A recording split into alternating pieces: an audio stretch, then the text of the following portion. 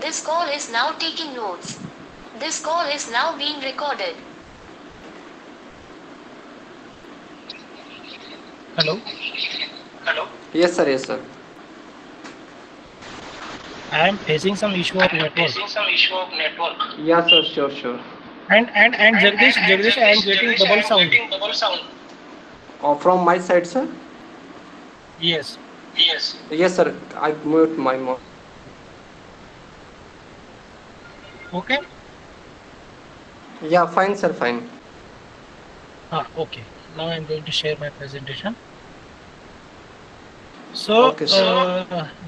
uh, and Dr. Amit, and dear participants, yesterday actually we covered two topics, and in their topics, most of the goat farming we covered, starting from the national, international status of goat farming, then housing patterns, then few diseases, and then breeding, feeding management.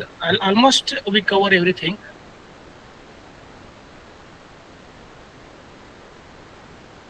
Actually, sir, your network is not And good. That's why I think that. going to discuss.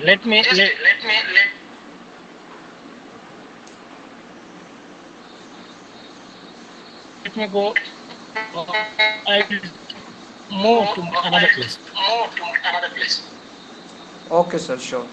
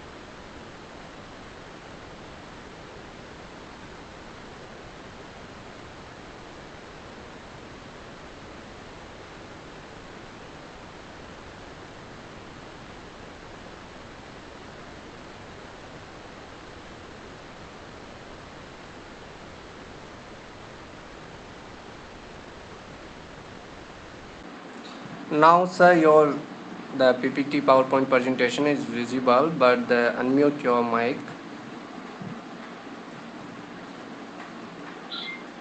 Okay, now I am audible to you. Yes, sir. Yes, sir. Okay, I am going to start my presentation. Yeah, sure.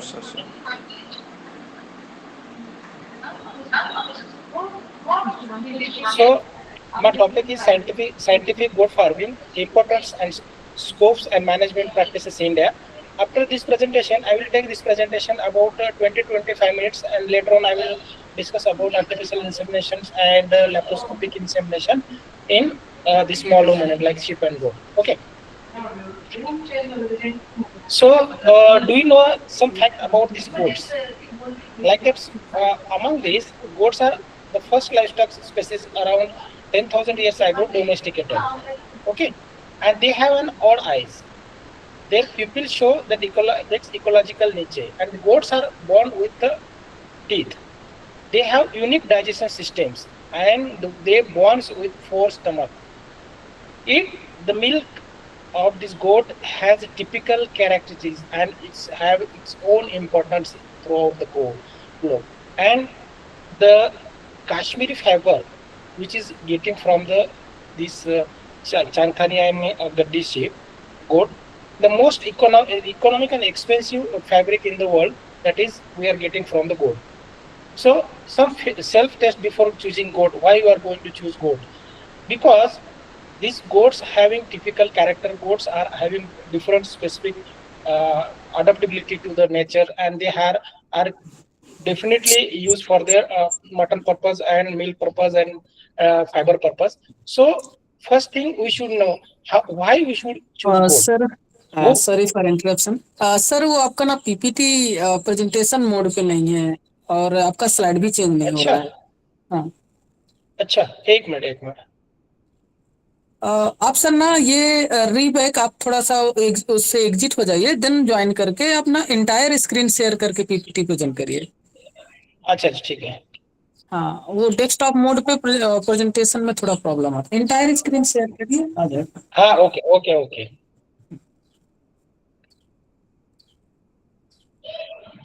Inter screen में फिर बहुत गड़बड़ हो जाएगा, वो issue हो जाता है ना। डेस्कटॉप में इशू होता है, इंटायर स्क्रीन पे इशू नहीं है। आप इंटायर स्क्रीन कर लीजिए। हाँ, आप नाउ स्क्रीन विजिबल। मिनिमाइज, हाँ मिनिमाइज करके आप पीपीटी ओपन करिए। आप प्रेजेंटेशन मोड पे जाइएगा। इज इट हाँ विजिबल? हाँ, now okay sir. So some facts about these goats. I just discuss about you these goat facts.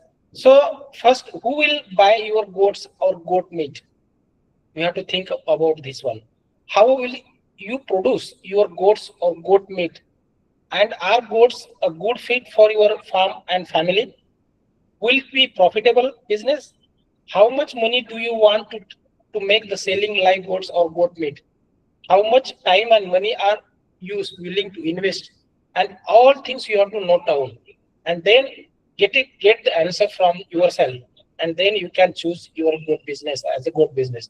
So I don't waste time on this introduction, because Dr. Das sir and Shrikant explain everything. So at this moment, this goat population is increasing by 10% to 12% in India. Okay.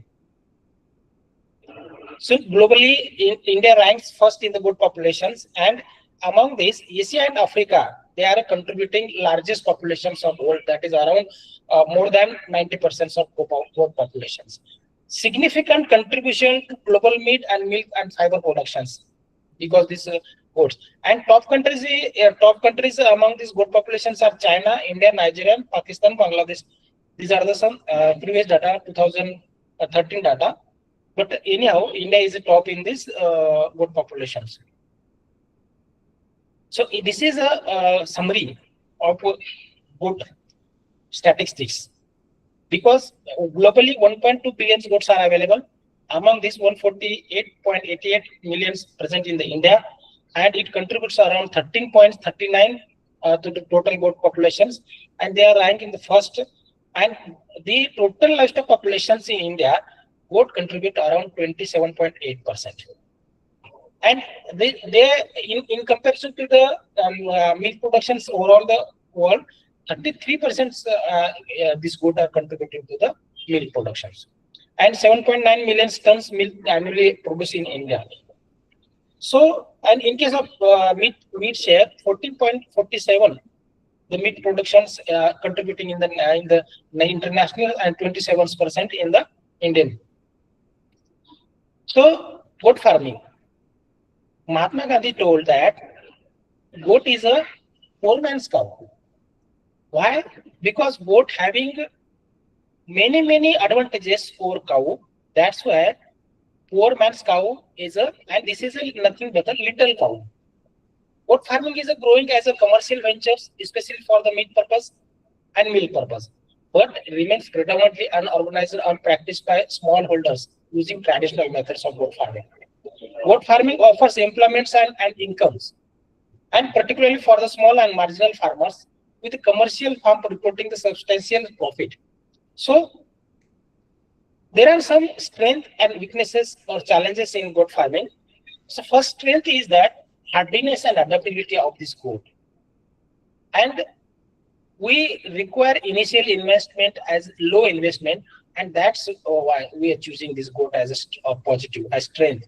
Then employment generations, because this sector provides regular employment and hedge this against crop failures, because this is a substantial increase in your economic growth. So weakness, what are the weaknesses? This weakness is this sector is unorganized. And productivity, low productivity due to poor genetic stocks, poor genetic material, lack of access to veterinary services and traditional farming practices. Then lack of organized goat markets. These are some challenges. So recent trend, what is the recent trends in goat sector? Significant growth in goat meat and milk productions over the last decades. Goat meat output has nearly doubled and milk production has risen by 30%. Government initiatives such as genetic improvement projects are going or are ongoing to build up the sector skills transformations in gradual way. The progressive entrepreneurs adopting improved breeds and commercial management reports better returns and lower mortality rates in the goats. Goat farming is increasing seen as a tool for poverty alleviations and women's empowerment in rural area. That's why government is focusing on this goat farming, because it requires initial as a less investment and it give higher returns. So these challenges in this goat farming, there are technical challenges and commercial challenges. So in case of technical challenges, unavailability of high genetic material, this is a prime. Absence of high exotic breeds for crossbreeding purpose, lack of scientific these breeding practices, and diseases like PPR, CCPP, FMD. These are the high impacting diseases in the sheep and goat. So high feed mortality and poor feeding. These are the technical challenges. But once you consider the commercial challenges that related to the market and earning of this goat farming, so first thing is the unorganized market. Absence of scientific farms. No specialized feed unit is present in India to provide the specialized feed for the goat. But nowadays, some companies are coming up and they are producing pelleted goat feeds and pelleted feeds for this goat. Lack of proper vaccination knowledge of these farmers. Then lack of commercial value chain, because goat doesn't have commercial value chains. And then because in case of this goat farming, this forward linkages and backward linkages are not too strong to give support to the goat farmers. Then this is the conventional farming. This is a picture. You can see the farmers are taking goats for grazing. Females are taking goat for grazing. Childs are taking for grazing, and old ones are taking of this one. So normally children can manage these herds of goats, while their day-to-day management and the young stocks usually fall to the woman. Generally, in Indian statistics, that women are taking much more efforts in goat farming, along with children and old women. So advantage of goat farming, that is goat are selective eaters, they nibbles, they are clean animals. In India, many domesticated goats breeds stay in herds and they are versatile. They live in the diverse climatic conditions from northern agroclimatic conditions different like Ladakh to the Tamil Nadu. Then desert, mountains, tropicals and subtropical areas, plains. So they are adapted in each area. So average lifespans of this goat is around 10 to 12 years, but they can live up to the 30 years if you are provided sufficient feed and fodder. So purpose of farming, why you should choose this farming?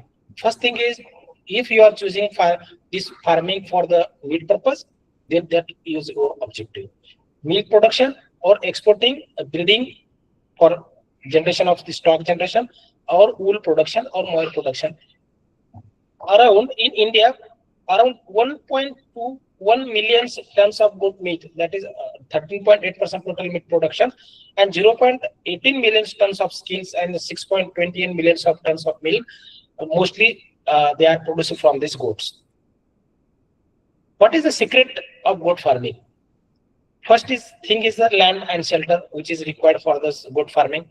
Then second is breeding management, feeding management, health and medication management, and marketing. These are the Panchasutri of goat farming.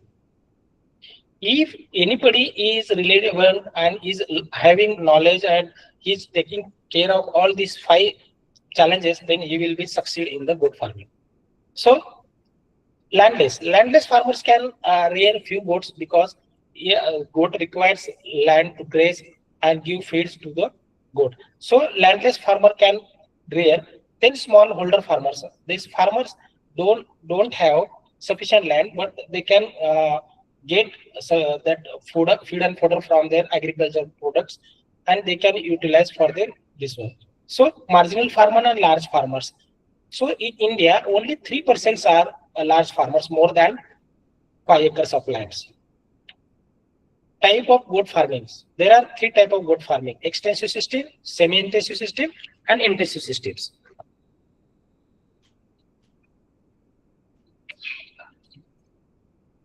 So in case of extensive or free system, animals are allowed to graze in available area. So free grazing is allowed. And there are many positive points and negative points, but this is a little bit of cost effective. But this extensive techniques or this method having disadvantage because we are not able to utilize proper forests, and we are not having control over the animals' growth. But in case of semi-intensive systems, we are providing balanced nutrition are suitable for medium to large flocks, and this gives a better forest utilizations because we are chopping the feed and giving to the animals, and the animals are allowed to graze for around 4 to 5 hours in the morning or in the evening times. So we are utilizing that time also. Then intensive is a cost because this is an expensive method because animals are not allowed to graze. They are completely totally managed at their farm, and this will be highly cost effective. This is a very highly expensive method. So that's why intensive systems is not utilized at our area. We don't have this facility at this place, and commercial goat farmers are not utilizing this one. So semi-intensive systems we can utilize, and in this way we can have goat farming in semi-intensive way.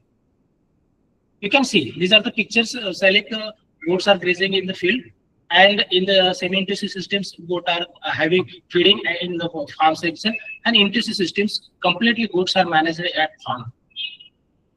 So next is the goat breeds and selections. So I am not going to touch this one breed selection because yesterday we covered this one topic.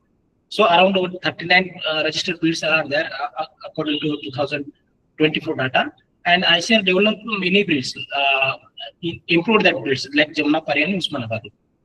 So these are the breeds interpreted wise, regional wise, and major breeds. You can see Marwari and Shiroi are resembles. They are resembles. So classification of breeds, that is Marwari and Shiroi are resemble, and Barbary Usmanabadi are resembles, and Black Bengal Jhakrana because they are in the same regions, and that's why Black Bengal and Jhakrana are resembles.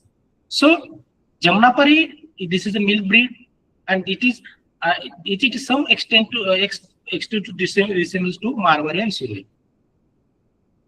So Black Bengal, I'm not going to discuss about these breeds also.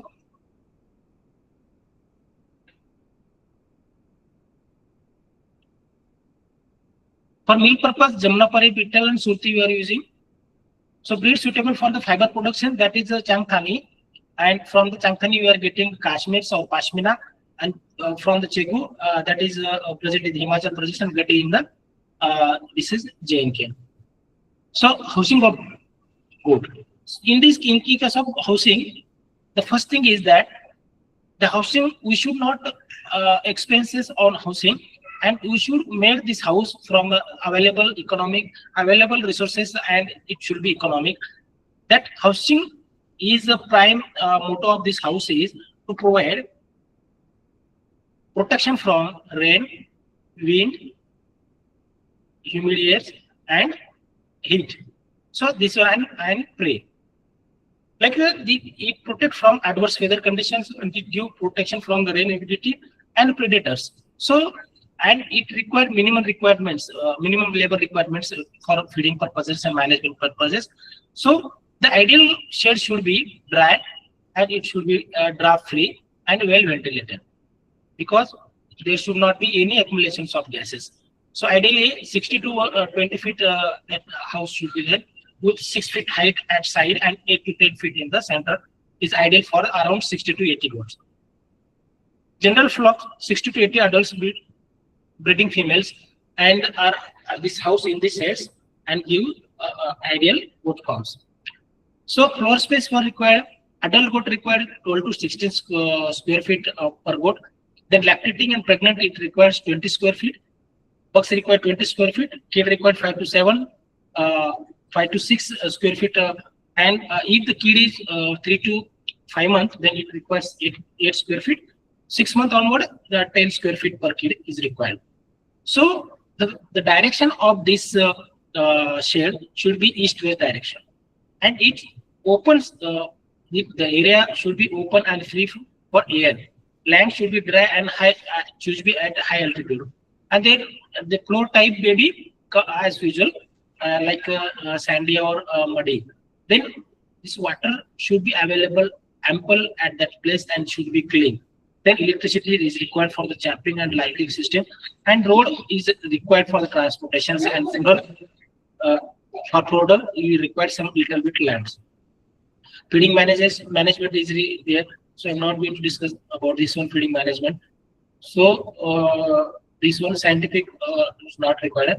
Breeding doctor yesterday explained everything about these breeding parameters like puberty, breeding age, then estrus cycles of this goat, estrus periods, everything she covered. Then estrus detections. In this estrus detection, there are different methods, because once you miss one single estrus, then you lose 21 days. Then for that purpose, you have to be alert to identify the sheep in estrus. So how to identify, like reddening of vulva and any discharge, then tail wagging, the goats frequently wags its tail, then mounting another animals that if it indicate that animal is in estrus, seeking male, this animal allowing male to mount, and frequent bleeding. This is a kind of symptoms which we see in the goat. Then there are breeding methods, like then breeding methods are there. That is different methods are there. Identification of sheep and goat in the we can use active male, means allowing male to roam in the flock and identify which is in heat. That is active male. Though another technique is upon male buck. This buck is not allowed to mount only identifications of the estrus, and then vasectomized bucks. This is a vasectomized buck because this buck is only utilized for the identification of estrus. It is not utilized for the breeding purpose. So breeding methods, there are different breeding methods are there: inbreeding, crossbreeding, artificial insemination, and ERT methods. In case of inbreeding, this inbreeding should be strictly avoided.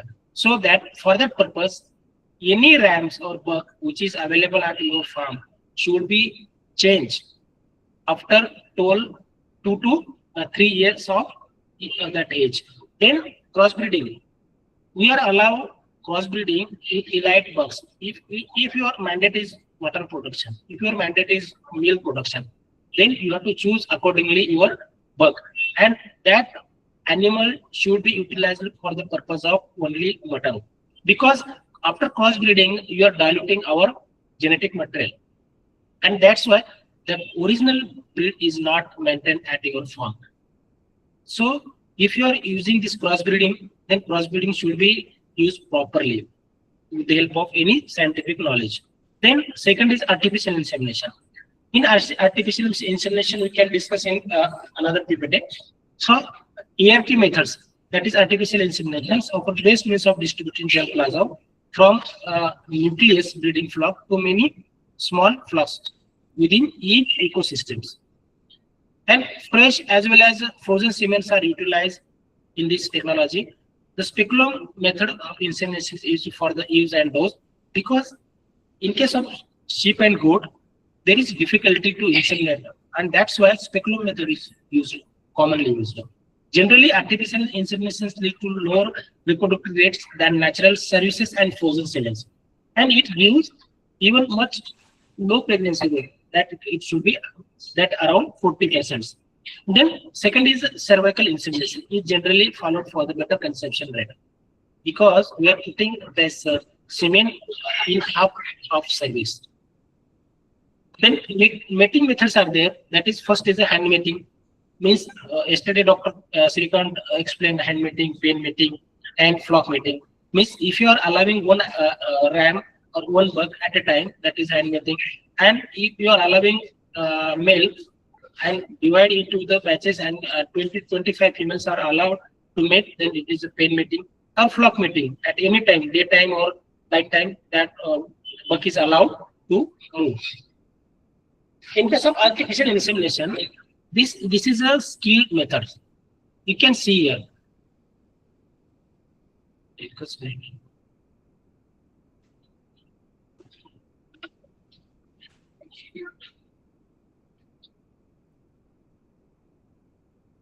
In case of artificial insemination, this practical and skill technology is required in this dairy.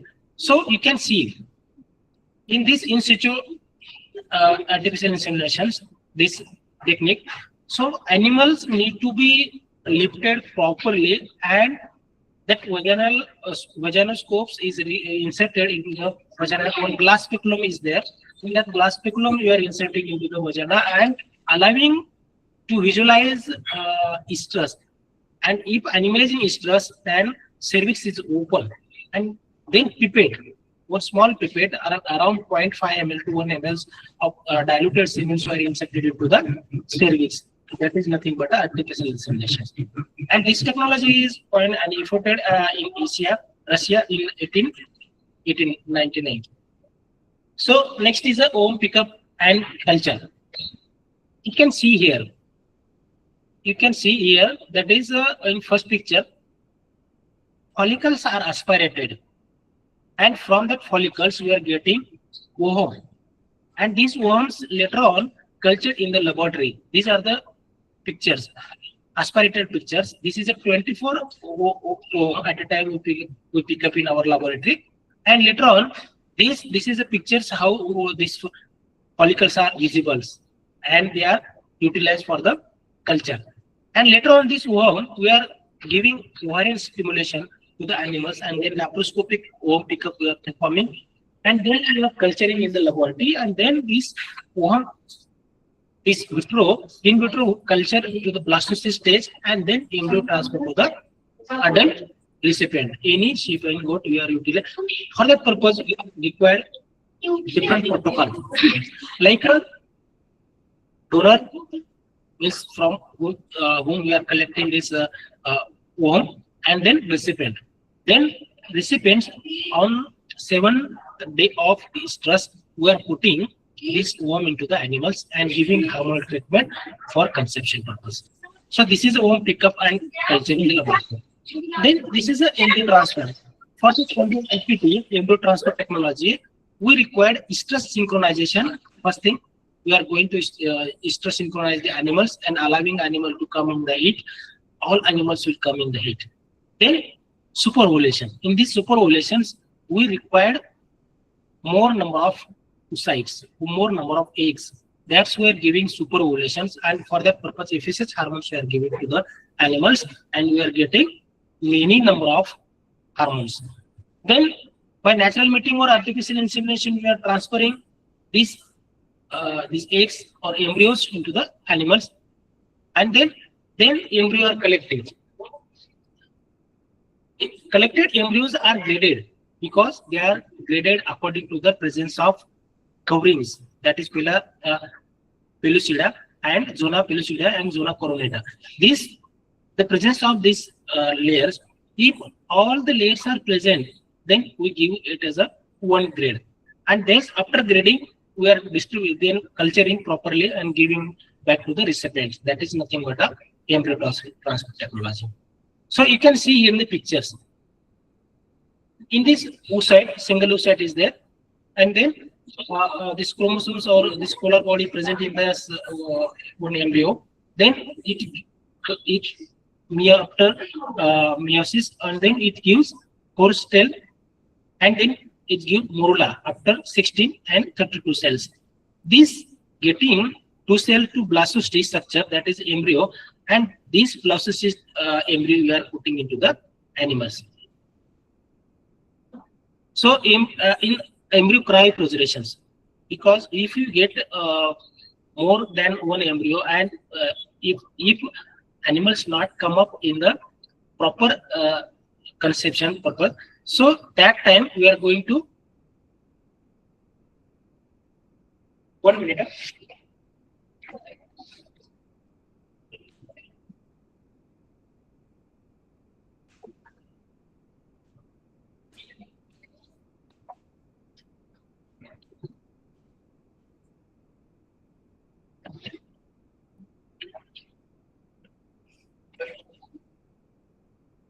So embryo cryopreservation. Embryo cryopreservation, simian cryopreservation, this is a very much important techniques for disseminations of proper or elite animals germplasm to the next generation.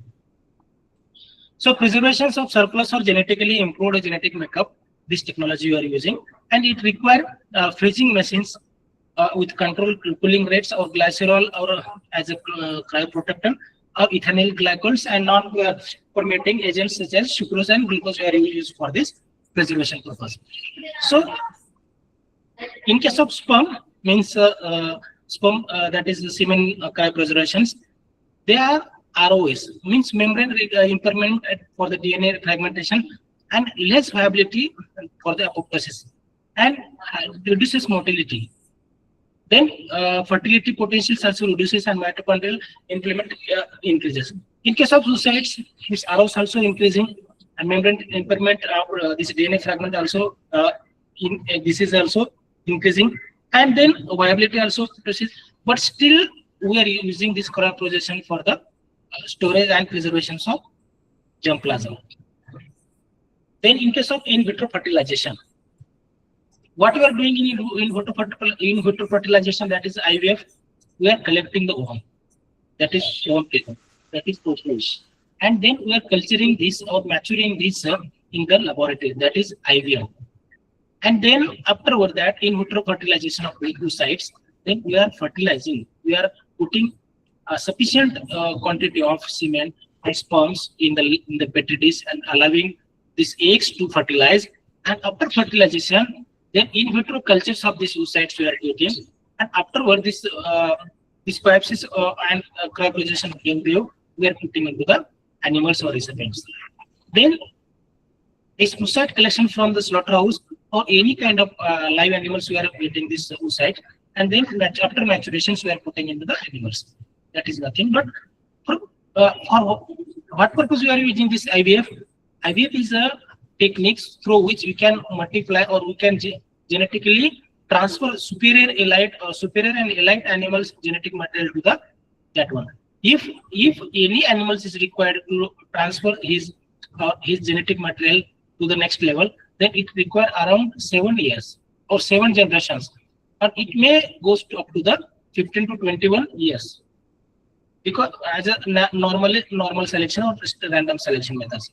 But in case of this IVF or in vitro fertilization or MUET protocols, we can transfer that one in the next generation in a year. Then next is the somatic cell nuclear transfer techniques. This somatic cell nuclear transfer technique, in this alternate to produce large transgenic animals, both cell fusion and microinjections are used for this purpose. And this is a handmade cloning methods. This is nothing but a handmade cloning. You know about this dolly. And in case of this Garima 1 or Garima 2nd, Mahima, these are the female calves born from the clone buffalo, and they are this male calf that is shred and sworn in at India. So care and management of fattening stocks. First thing is we have to castrate that one animals, then vaccination, proper deworming and concentrate mixture is provided to the animals. So debugging is there. Then common disease and their symptoms, preventions and treatment, which is required to be undertaken. So common diseases of goat and sheep are there. Which are the common diseases?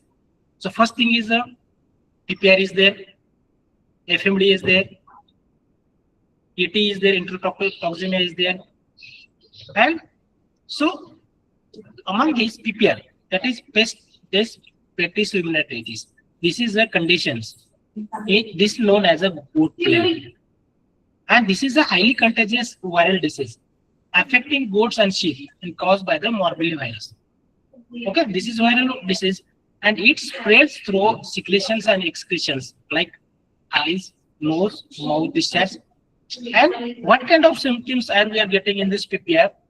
Like first thing is a sudden fever, then dullness, sneezing, discharge from eyes and nose. Initially watery and later on it becomes thick. Then sores, ulcers and necrosis.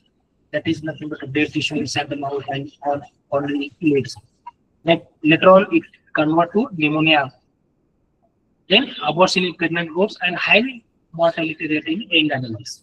So there is a very, very important disease, and for that purpose we should not ignore this PPR at free of harm. So next is the intratoxemia. In case of intratoxemia, this Clostridium perfringens type D is responsible for the intratoxemia. This is primarily affecting young animals or young goats, and this happens once you are using or you are allowing animal to graze or feed excessive of grain, protein supplements and milk or lush green foders. After that one, the animal gets sudden cessations of eating, and it gives lethargy, sign of abdominal pain like itching at belly, repeatedly lying down and getting panting, crying. These are the signs, abdominal pain symptoms. And later on it gives diarrhea. Sometimes bloody diarrhea or normal diarrhea. Next on, the loss of ability to stand. The animal get recumbent, lying on sides and stretched leg, head and neck arch. It looks like a poisoning case, and later on animals goes die. Then next is the FMD and mouth diseases. Foot and mouth disease, that is FMD. FMD is a highly contagious viral disease. This is caused by picornavirus, and it reduces productivity, weight loss, and lameness in the animals. This is a disease caused in clone-footed animals, means cattle and buffalo, in the cattle, and this sheep and goat. Okay, this is clone-footed animals. Mortality can be high in young animals, and virus spread rapidly through the direct contact and contaminated equipments and the environment. If animals are grazing and they are grazing, going for grazing in different lands, then if animal is infected, they can transfer to the healthy animals. So symptoms in the FMD are there. First thing is a high fever, around 104, 106 Fahrenheit. Then vesicle formations like blisters on feet, mouth, and mammary glands. Excessive salivations, ropey salivation is there. Animals that ropey like rabies, they are continuously profuse salivations is there. Lameness and difficulty in walking due to foot blisters like that. And it reduces feed intake, weight loss, and decreased milk production. So these are the highly economic diseases, FMD and PPR. So we should take care of this is by vaccination. So this is the pictures like that, how these ulcers are developed on terms. And in the food, you can see these are the ulcer developed. So for that purpose, we should focus on the vaccinations. There are no alternate way to control this major disease of sheep and goat. So vaccination is important. And if diseases come, then it will give you bad effect. And economically, that will be extra burden for rearing. Then first is vaccine, we should use a PPR. That is first PPR, 1 ml subcut we are giving, and it gives vaccine immunity to the animal in 3 years. So this vaccination we are using 3 months and above animals we are vaccinated in the year. And next is FMD, that is 3 ml subcut vaccination we are giving yearly, twice year. First time we are giving in the February, December, and then September, March. Then anthrax, this is the only present in the area where anthrax is dominated, means pandemic time. So intratoxemia is there, ET vaccine is there. In this case, 5 ml subcut we are using and giving before monsoon, particularly in the May, and booster vaccination after 50 days of first vaccination. So booster is required in the ET vaccination. And some diseases like HS and BQ. In case of HS, animals is having troubles in respiration.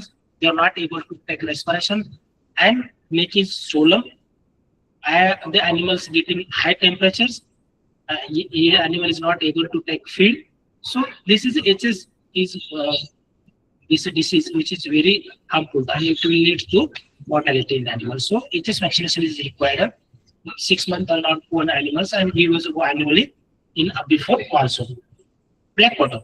Black water is a disease caused by Clostridium chovy, and this is a disease causing in the healthy animals and young one, in which this bacteria is anaerobic, and if you're getting chances to enter this bacteria into the animals, and it lead to anaerobic multiplication and lead to this black water disease. In this black water disease, we are getting animals are not lifting his leg, in which area that this disease happens. So animals getting fever, animals is not walking, animals is fed off. So these are the characteristics of this black water, and later on it will lead to mortality. So black water vaccines we have to give annually along with this HS. Then next is goat pox. Goat pox is this is a plague. That is this vaccine we have to give annually in the month of December. And then CCPP, this is a Iberia vaccines only, and we are giving this once annually in the month of January for this. And rabies vaccinations we are giving protocol post-bite of this rabies dog. That is 0, 7, 14, 28, 90 days post-bite of this rabies dog. So before vaccinations, we should give deworming, and which is recommended 7 to 14 days before vaccination. Then goat pox vaccine should only be given to goats, not sheep. Goat pox is for goat purpose, and sheep pox for sheep purpose. But nowadays we are using this goat pox vaccine for the lumpy, because resemblance in the genetic structure of this goat pox and lumpy. Then local variations or inclusion of vaccines against the diseases like brucellosis we can cover if your flock is contaminated. Then contagious ectomy you can use that one, or may depending on where your regional or risk. Then these FMD, PPR, enterotoxins are the most widely prioritized vaccines in the India due to their economic impact and prevalence. So this vaccination. Next is the prevention and control of diseases. So maintain accurate record of vaccination and animal identification. This chart is there. You can use this chart, and from that chart we will get information in which month we have to vaccinate, or in which month we have to deworm these animals. So first thing is biosecurity measures. In these biosecurity measures, you are not don't allow anybody which is maybe carrier of any diseases. So biosecurity should be strong at your farm. Then maintain hygiene and sanitation at your farm. Cleanliness at your this farm. It causes many parasitic and viral or bacterial diseases in the animals. Then parasitic control. Parasitic control, you should use regular cleaning of your shed, regular chemical utilization, chemical spraying in your farm or even your shed, and then sometime this is a fire burning of your farm. Then you use proper anthelmintics, and anthelmintics should be regularly changed to avoid resistance in the parasite. Then nutrition and general management, proper nutrition, balanced diet is required for this one animals, and if you are giving balanced diet, animals are not in compromise for this feed, then they are getting good immunity and their defense, and they can defend any viral or bacterial disease.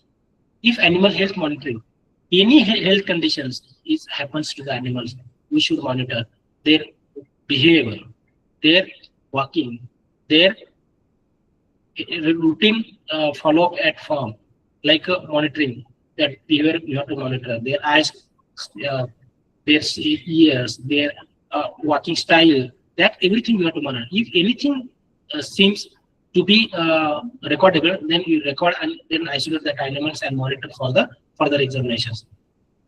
Then education and training. You have to train your staff, your farmers, your that management, their different trainings, because this training and education is very much important, giving knowledge about this diseases, then management, feeding, then different use of different conventional feeds, non-conventional feeds. So in the trainings, you are getting a lot of information which is useful for the your farm management. So these are some good products, like you can have these products or value additions of your milk and meat products. So marketing. First thing is kids sold live and as meat. Kids sold for the breeding purpose. You can sold for breeding, or you can cull these dog or bucks for selling purpose, and those bucks sold as breeding stocks. And then these are the some different way. You have to develop your own market for each purpose or exporting purpose.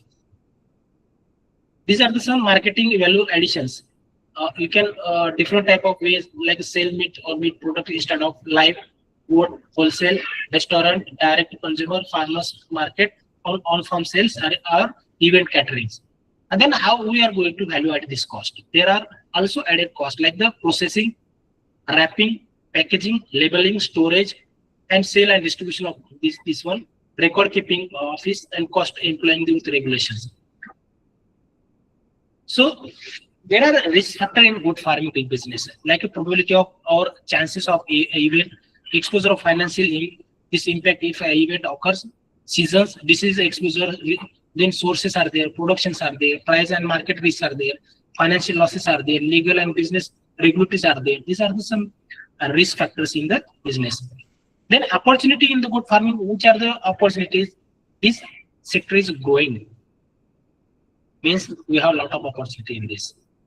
We have this business has export potentials and the scope for integrations with other agricultural activities like a greater involvement and producer organizations. So these are the major opportunity in the goat farming. Now we are going to discuss about the Boer goat. Little bit information about Boer goats I am going to discuss you. The Boer goat is a renowned meat producing breed. Boer is not a Indian breed. Okay, this is originated in Africa and is globally recognized for its rapid growth and excellent meat quality.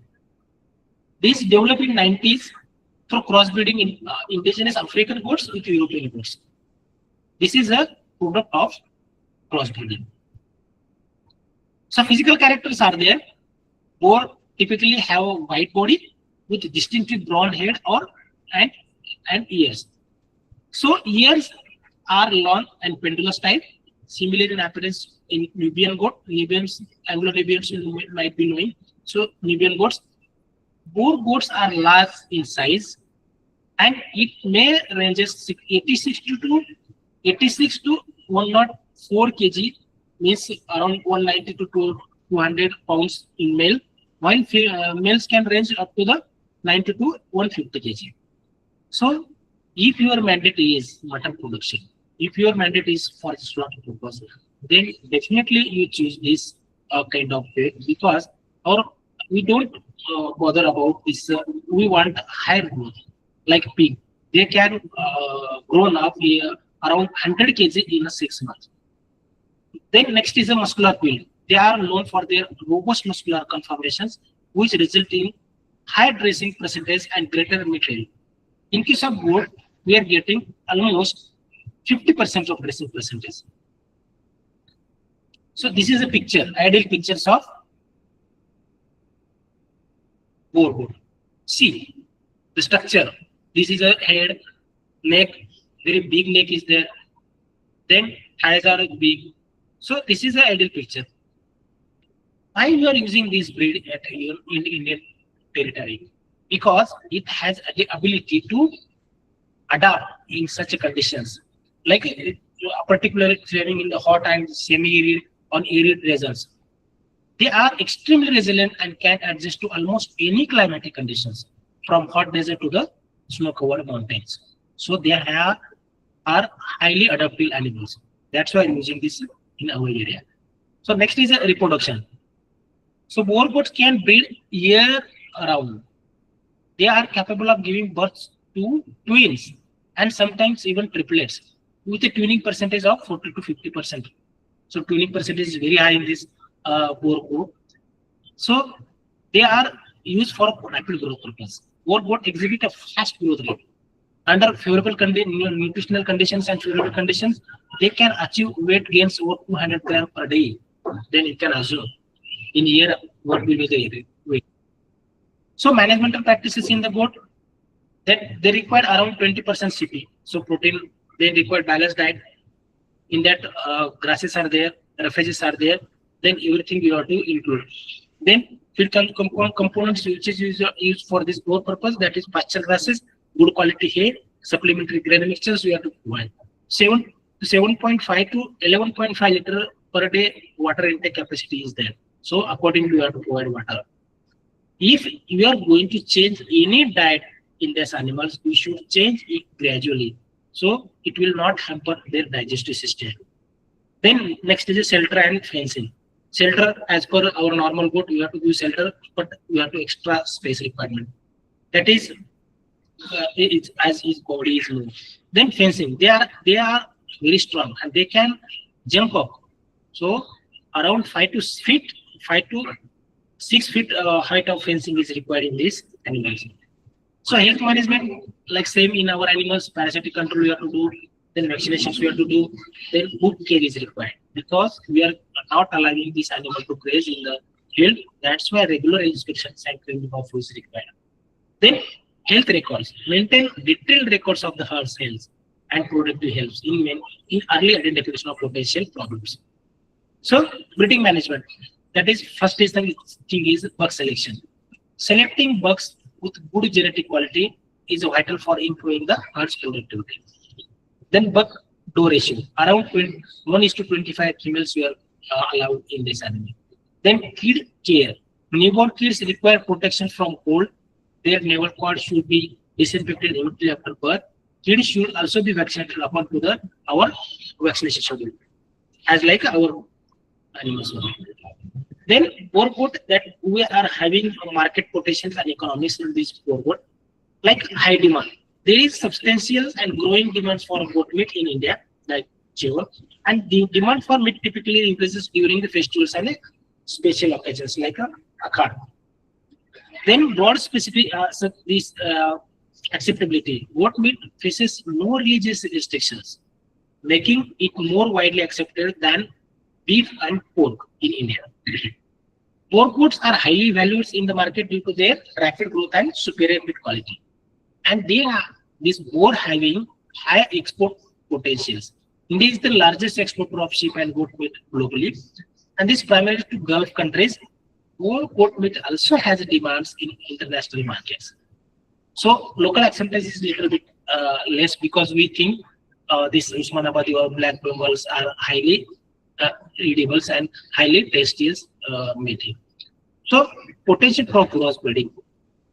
If your mandate is like that, I just told, mandate is to produce meat for meat purpose, then use this boar as a male, and then you will get a good quality of products. Like improving local breeds, that due to the limited availability of pure breeds, this boar goat can be utilized, but we should take care of the animals. This selection of breed should be only diluted breeds, not pure breeds. So crossbreed this kid performance, then boar crossbreed shows significantly high body weights compared to local kids. Then economic of productions for these boar crossbreeds, what's have been found to be the better than local. In this case, in our office, we used to have one Tumba breed, that is Iraq's tribe breed. That Tumba breed is also like this, 150, 120 kg per animals. So once we cross that animals with our local sheep, like Malpura sheep or Patawari sheep, then we are getting F1. F1 is a very means getting higher body weight. So if you are using this F1 for the breeding purpose, then your mandate is you are dilating that breed. That F1 should directly be sold for the mutton purpose. So this is a thing, and it increases the disease resistance among the animals because our Indian animals are highly resistant to the diseases, and this good breed gives a high mutton. So we can get a breeds, this cross breeds with a high disease resistance and high meat, this growth rate. So low initial investment is in this goat farming, but these boar goats right now they are highly costlier because we are not getting in the market as a for consumption purpose, but we are breeding purpose. We are using this goat. It gives high returns. Boar goats farming can yield good profit due to their high market value and rapid growth. And there are many different schemes for this goat farming. So challenges, what are the challenges? One is the local market acceptance because in Indian territory, we are not accepting this boar goat for the consumption purpose. Then higher prices. These boar are high prices. Pure breeds goats and the cross breeds compared to local breeds are highly costly. So people are not easily purchasing that one.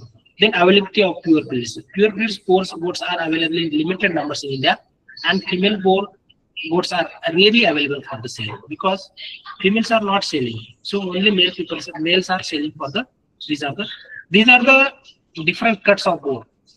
So you can use that one like a neck, head, neck, shoulder, breast is there, forelegs are there, this shank are there, flanks are there, lions are there, these racks and legs. These are the different cuts. You can uh, distribute these cuts and sell to the uh, export international market. So this is the way. If you are choosing this board or any purpose, if you are choosing your goat farming depending on your purpose, then definitely you will be succeed in this business. Thank you so much. Hello, very nice, Any, interesting topic, sir. And in the from the participant side, if you have any query, then you can ask. Our expert is yes, sir. ready to give your reply. If you have any query, Please.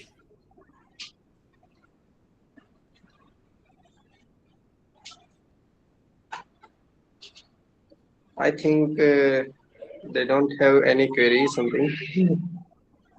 Okay, Jagdish. Okay, Okay, thank you Arun so sir. much, sir. Very interesting topic and very excellent session for today. And now we move another expert invite for delivering the lecture. It is my pleasure to introduce our expert today, the program Dr. Jayasree ma'am. As an assistant professor in Karnataka Veterinary Animal Husbandry and Fishery Science University of Bangalore, ma'am, we warmly welcome to you and request to you being your session. Yeah, thank you. Thank you very much for giving me this opportunity. I think the previous speaker has covered most of my topic also. Yes, Anyhow, yes. I will try to deal it in a different way, perspective, like how we have done some practical thing in the farmer's field. Based on that, I will be able to. I'm unable to share, no? Yeah, yeah, sure, ma'am, sure.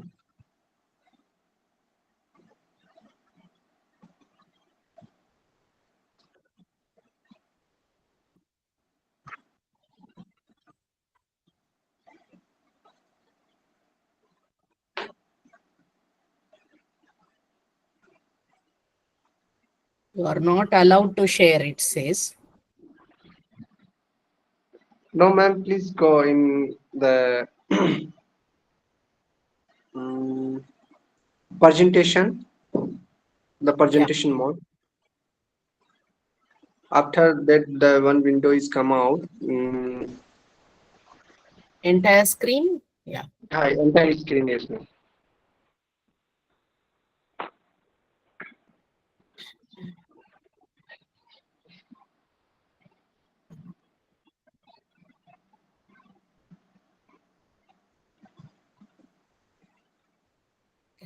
find my presentation.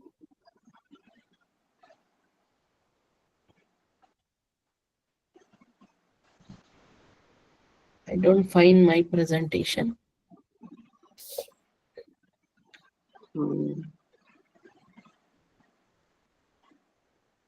Share the presentation like that. I think they came out something.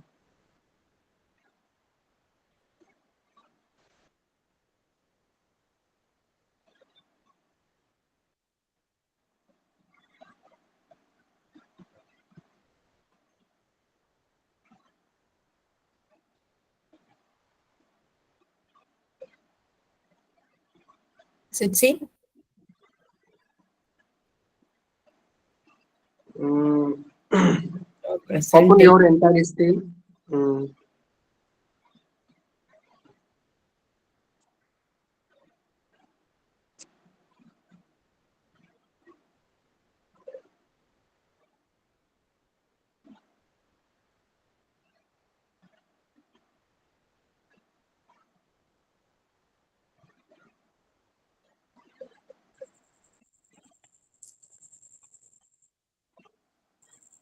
Hello, Jay madam.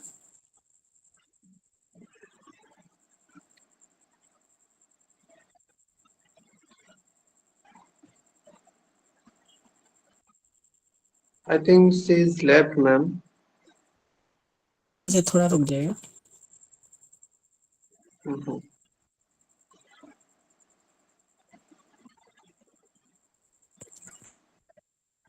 Yeah, madam. You can share your screen, entire screen share.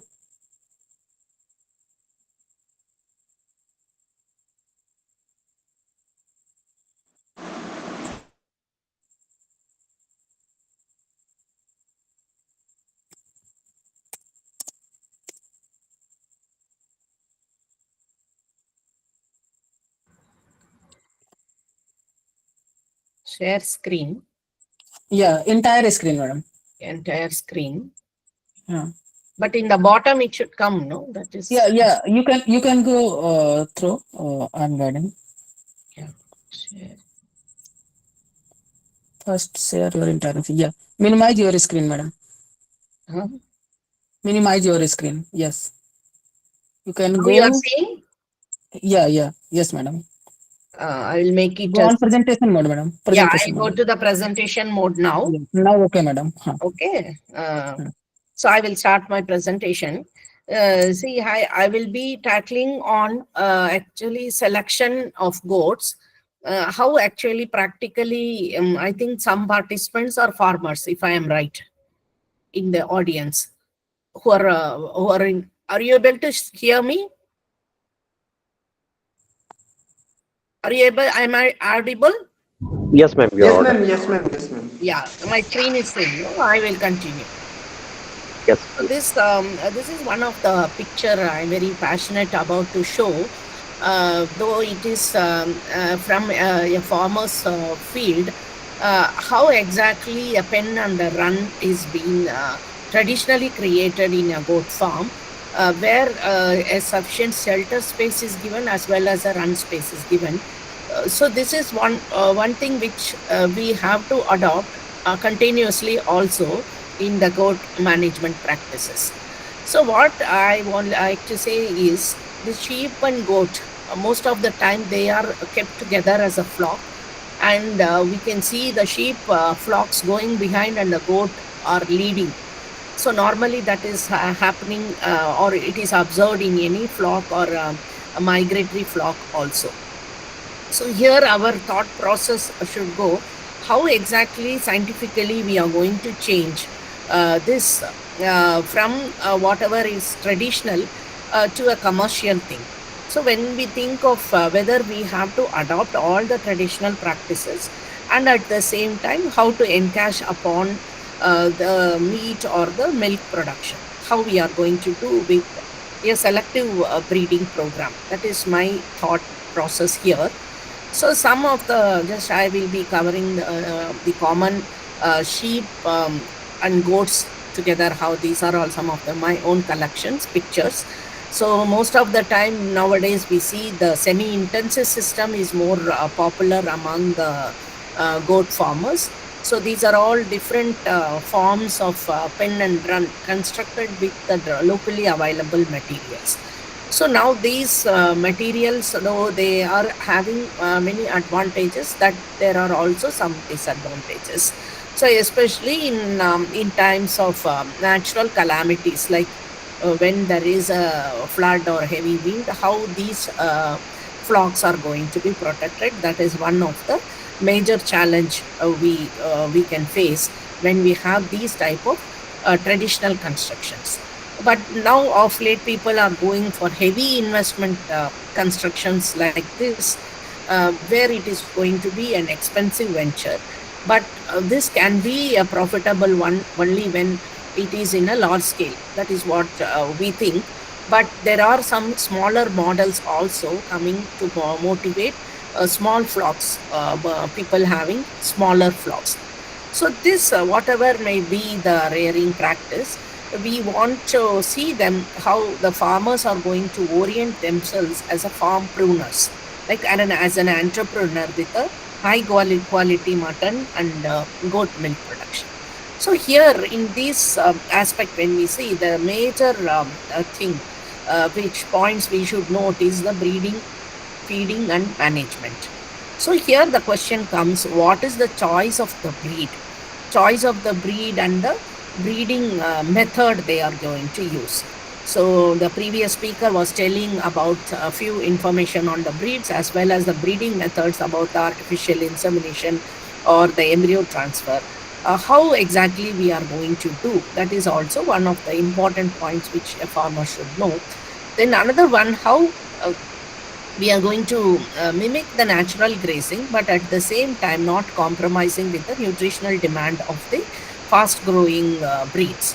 And then the other one is the management and the housing management. That is what I was telling, how improvised housing system can help in the relief of the stress of these goats and help them to build, make a good quality mutton. And the major one is the disease control. So here the first challenge is the choice of the breed. So as soon as a farmer starts a farm or he thinks of having a goat farm, immediately they ask what is the breed I should choose. So the people, the thought process is they think that a breed can be brought and they can be grown, because they are all preconceived notions which they have seen with the poultry breeding aspect. So in that case, we don't have such organized breeding, or breeding stocks are very high demand and they are not available. So there can be a thought process of where some farmers can become breeders who are going to supply only the good stock. The other persons can be fattening group where the males, excess of the males can be fattened and sold for meat purpose, if it is for meat purpose. But otherwise the milk purpose, definitely it should be a breeding goat, then only we get the milk from the goats. So now the farmer, or they should be very clear what is their objective, whether they are going to have for meat purpose, whether they are going to have for milk purpose. Based on that, the stock or the breed should be chosen. If you see that there are more than 40-45 breeds registered across the India, and still some more breeds are in the pipeline to get registered. But what happens if you say comparatively, phenotypically, they say as a color or the shape of the horns or the shape of the ears, they may look different. But majority of the breeds, they lie in the body weight range of 35 to 55 or 60 or so, not more than that. And if you say convert them into the carcass yield in the form of slaughter yield, most of them lie in the category of 50% or 45 to 50%. So that is only the mutton yield we are going to get. So whether we are going to do a selective breeding within these breeds and see that they are giving us more meat, or if they are going to have a milk purpose, whether the milk production can be increased by doing a selection for the milk production. So that is only the thought process. Otherwise, these goats are all adaptable. So here, if you say the broader classification, you say Himalayan region, we have some of the goats like the Pashmina, Chegu, which are more special, Gaddi, or for the fiber thing. And the northern region, we find the Jamnapari, Beetle, and Barbary, which are more prominent for the milk purpose. And the eastern region, the Black Bengal and Assam Hilly breeds are short statured, and they are more known for their fecundity. That is, more number of young ones are born. And the southern and the central region, most of them are preferred for the meat purpose. So whatever may be the meat purpose, there should be sufficient milk also for the dam. Why? Because these goats give birth to more than 2 or 3 young ones at a time. So the mother should have sufficient milk to feed those to suckle the kids that are born, 2, 3 in number. So if there are only going to be 2 teats, there are only 2 teats in a goat. So how they are of 3 or 4 or 5 young ones born are going to be fed? So there should be sufficient milk. So that is one of the thing what we say, where the neonatal mortality is seen in these southern region breeds, because the milk production is very less, where the initial few days or at least a month or so, completely the kids will be depending on the mother's milk. So if the mother's milk is less, so the few of the multiple litters that are born becomes weak and they die off at an early stage, or they become a slow performer. So once in the initial phase they become slow performer, as it grows to the adult, they are also going to be a poor performer, later kidding, age at first kidding, and the young ones born to them also are going to be a weakling. So these things we have to keep in mind, where though if we are not using those mothers, the goat's milk for commercial purposes, they should also have sufficient milk to feed the young ones that are born. So when we talk of these economic characteristics, we say the lactation yield. So how much milk a goat produce in each lactation, how many days it is going to be lactating, and what is the fat percentage. Then the next comes the inter-kidding period. So between kidding, so if there is going to be a long gap, then the total lactation yield or the milk production from that particular goat will be less. And how long the lactation period is going to extend, and how short is the dry period, and how much time it takes for the next consumption.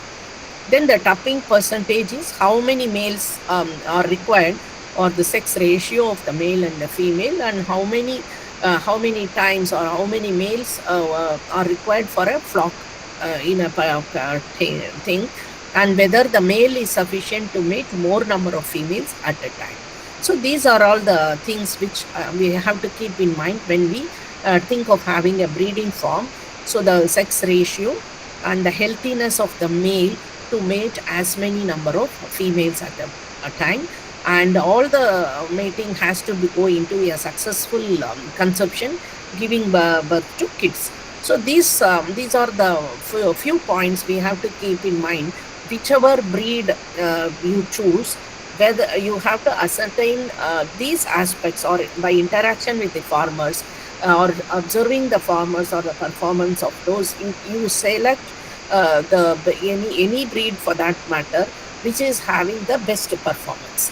Then if it is for the meat purpose, the age at slaughter, how early, 8 months or 2 or 1 year or 1.5 year, or what was the slaughter age for that particular breed, and what was the live weight, and what was the carcass weight, like after the skinning, and what was the actual meat yield or the edible portion which is available after slaughter. So that dressing percentage and meat bone ratio. So the non-edible portion should be less and the edible portion should be more. So this can be thought of as a study when for different breeds already it is there, but again it has to be studied as a farmer in his farmer's field also. So these two things, that is the milk characteristics and the meat characteristics, should be kept in mind when you want to select the particular breed. So then the next comes weather availability. So most of the time the locally available ones can be preferred, whichever breed is having a breed character true for a particular breed. Because why we have to choose those? Because they are adaptable to the climate, and also the prolificacy. So how many times they are hitting, and whether they are regular breeders, and their performance potential. So performance potential is, if it is milk purpose, how early it comes to lactation, and what is the quantity of the milk that is produced, and how early it can go for slaughter. So these are some of the breeds. I think the previous speaker also was telling about this Jamnapari, which is almost called as the Jersey of the amongst the goats, like a Jersey cow. How it gives, it is able to give the milk, and it is more predominantly seen, and it is been popularized in many other states also. Not only the birthplace or the original breeding tract is Uttar Pradesh, but the Jamnapari is popularized in many other states also. So this the typical character is seen with the long ears, and they have the capacity to produce 600 kg milk in a 305-day lactation, or almost 1.5 to 2 kg per day. And they also have a dressing percentage, that is the males which are born, excess males can be sent for the meat purpose, where 45% is the slaughter weight, or the meat yield. You get dressing percentage of. So if the goat is weighing some 50 kgs, out of that 45% is going to be the slaughter live weight. So this is where this Jamnapari has got both the purpose for milk as well as for the meat. So this is some of the picture of the male and the female, how exactly they look with a Roman nose, the tall and the white color. And again, these Jamnapari completely white also is priced more compared to the one which is having patches. That is the body weight of the adult male is 50 to 60 kgs, and the adult female can weigh up to 40 to 50 kgs. And the growth rate, or the growth of any goat, can be measured by the body length and the chest girth. So as it ages, at least once in 15 days, once in a month, if we are able to measure these body weight, body length and chest girth. Of course, body weight can be measured every week, and then body length and chest girth can be measured in once in a while or in a month, so that we can have an idea of whether the growth is happening in this goat. Then the other prominent one for milk is the beetle one, which is again it's almost black in color with long ears, and it is found in Punjab and the native of Punjab. Again, this breed is also seen more commonly in many other states of our country, and they weigh up to 75 kgs. So they are more heavier than the Jamnapari, and they also produce more milk, up to 2 to 3 kgs. And they have black, tan, white, brown, and spotted and different colors. And very easily they can be maintained in an intensive production system. So this is the body length and girth. As I said, if we are going to consistently have an observation on the body weight, body length and chest girth, it will give us an idea whether the farm is going on a profitable mode. The other one is the Barbary goats from Rajasthan, which is also again a dual purpose one, which is used for both milk and meat purpose. The rest other breeds like the Surti, Marwari, Jharkhana, Sirohi also is seen in many parts of the country, though it is from Rajasthan. Then Zalawadi, Ohilwadi. So you can see most of these goat breeds which are from Rajasthan or complete desert. So that shows the capacity of these goats to convert the coarse fodder into a meat or a milk. So that is where it is these breeds are naturally having the capacity to convert the coarse fodder. Then the Boer, which is an exotic one brought from Africa, and I think the previous speaker was telling how it was bred. But many of the farmers who have done a crossbreeding of these Boer had a thing that the more heavier ones, that is some 80 kgs, 100 kgs, it was very difficult for them to sell the goat, and sometimes they found that there were no takers for them. That is one of the disadvantages they have seen. and also the mating of these boyer with the shorter breeds of the native of a native region can be a problem when we maintain this. So in spite of this boyer is still a very good one, but still we when we are having these breeds like the beetle or salwadi or boilwadi, which are also nearing the body weight of boyer, we can do a selective breeding and maintain them.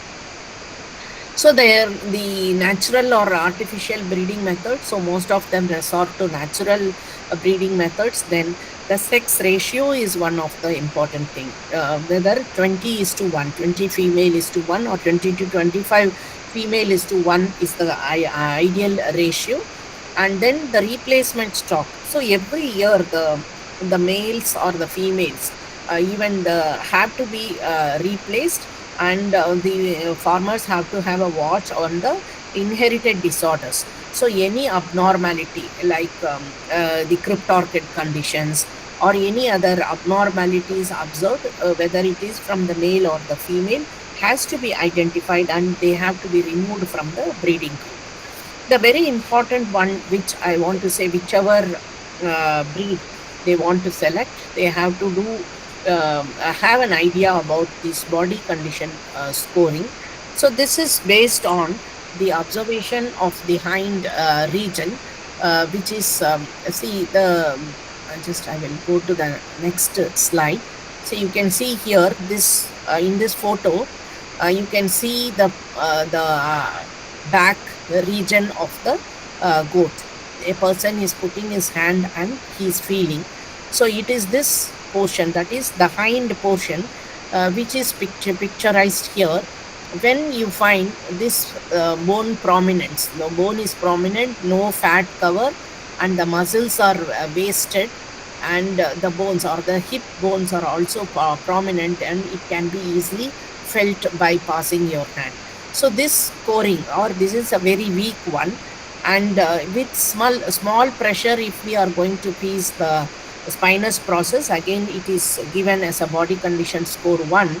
And when it is having a slight fat cover and muscles are full in these two regions, then it is given a body condition score of 2, whereas the ideal score is the 3, where you find the spinous process is round. So unlike here it is pointed, here it is round, and the muscle development is full, and the thigh region, you can find the thigh region also full, and you have to press hard, then only you will reach the bones. So then this body condition score 3 is the ideal one. And just we have shown with a live animal how exactly you can see this 0 score, where totally skin and bone the animal is there. So if in a flock, when you are going to buy or select a flock, you have to see for these, if majority of the animal are in this categories 1 and 2, you should not select any of the animals from those flock. And if it is 3, it is ideal, where 2 is there, where it has the possibility for improvement to go to the body condition score 3. So that is where you have to find where the spinous process is round and muscle development is full, and you need a hard finger to find a transverse process. So this is one of the important point, that is the body condition scoring, how to feel the animal. So you can see here in this picture, from the neck region, you have to pass the whole hand through the sides, through the back of the animal, and then reach to this back region and see how much musculature is available, and also in this thigh region. So then you can identify whether it may be of any breed, but whether the body condition score is 3, that has to be selected for your flock. When you want to select an animal for the flock, this is very important criteria which we have to check. The another challenge what we find is the feed and fodder and the water facilities, about which we have done some experiments in some of the farmers' feed. I know The previous speaker has spoken about this. So here the dry matter requirement for an goats is at the rate of 50 grams per day. So if the body weight is 10, the dry matter requirement is 425 grams. So this includes, it's not that the concentrates, it is the dry matter. If you say the green roughage, 95% are going to be only water, only 5% will be the dry matter. So you need to give 425 grams of dry matter, means at least 5 to 6 kgs of green roughage has to be given. So like this, you can have this chart as a thumb rule, how depending on the body weight of the goat, how much is the dry matter or how much is the fodder you have to give to these goats. So in this context, we did one experiment in one of the Yashodhavana farm, where there were 600 adults and 200 young animals. The daily requirement was 3000 kgs. So we planned a horti pasture model where the fodder grasses were grown between the trees, and then again mulberry, glyceridia, sobabol, agasse were grown, sesbania were grown in, and alternating with the cowpea and maize. So like this, where the leguminous as well as the non-leguminous fodder are grown alternatively along with the azolla, which is having a protein source, and also the outside sources like the maize cobs and the perennial fodder sources. These were given to these animals to meet out the actual demand. So here, when we have grasses plus good quality browse, that is any leaf, 2 to 3 kgs per day, because see here the grasses are having 95% water, whereas the browse are going to have 70% or 80% water. The rest all is going to be dry matter. Then if you are giving a maize fodder and a tree foliage, you can give up to 3 kgs. And this is for the standard body weight of the animal. So these are all some of the thumb rules, like 4 to 5% of their live weight has to be given in the form of fodder. So when we did a cultivation of this so depending on the flock size you are having, you have to calculate this requirement, total live weight, and what is the requirement for per day and what is the requirement for 365 days, and we can plan to have a cultivated fodder for these intensive goat productions. And then you can think of having these type of strip method of cultivation, where alternatingly maize, that is leguminous, non-leguminous and the leguminous in strips, and then the next season wherever you have put non-leguminous, you have to put leguminous, and wherever you have put leguminous, you put the non-leguminous, that is cowpea and maize, like that. Maize, cowpea, lucerne, you go on alternating there. Wherever maize you have put, next season you put cowpea. Wherever cowpea you have putting maize. Like that, if we are going to have, you can have the soil also can be preserved, and you will have all these the nutrients from these maize, that is the dry matter needs, and also the protein and the calcium can be obtained from this leguminous fodder. So this is one of the criteria, very much important to see. The another one is concentrate mixture, especially the concentrate mixture will be required for the lactating ones and the pregnant ones, where at the rate of 0.5 to 1.25 kg, and this can be mixed, or it can be made into a total mixed ration, where the fodder, the dry roughage and the concentrate together can be mixed, and which can be made into a cost-effective one, and also it will meet the nutrient demand of the goats. And wherever possible, you can grow azolla, which can be added to the diet of these goats.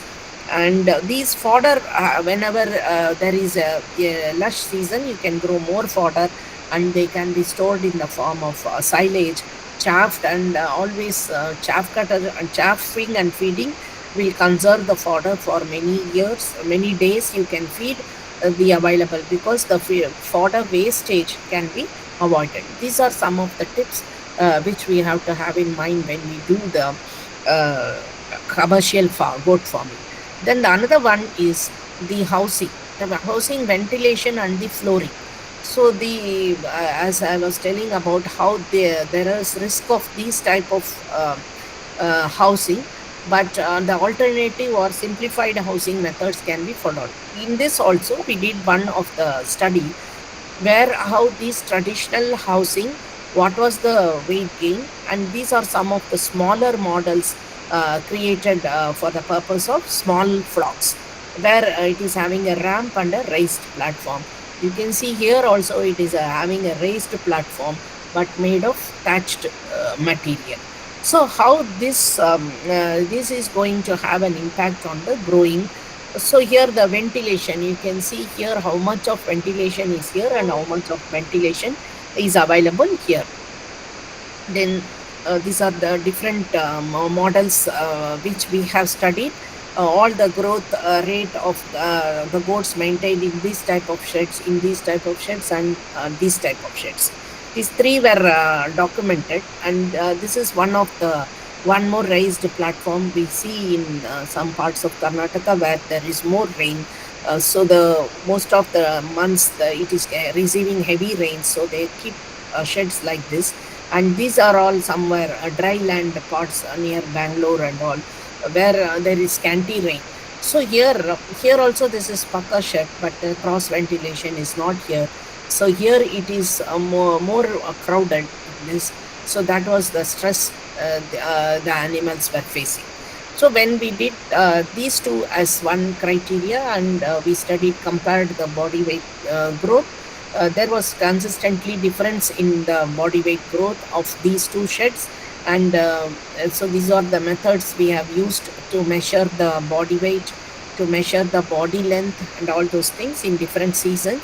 And we found that the B type was showing a consistent growth. Here also there was a growth, but there was in this growing phase 3 to 12 months, if you say, there was a slanting growth, whereas here it was a faster growth. That means to say this period is the one where the animals are going to come to heat and they are going to become a breedable age.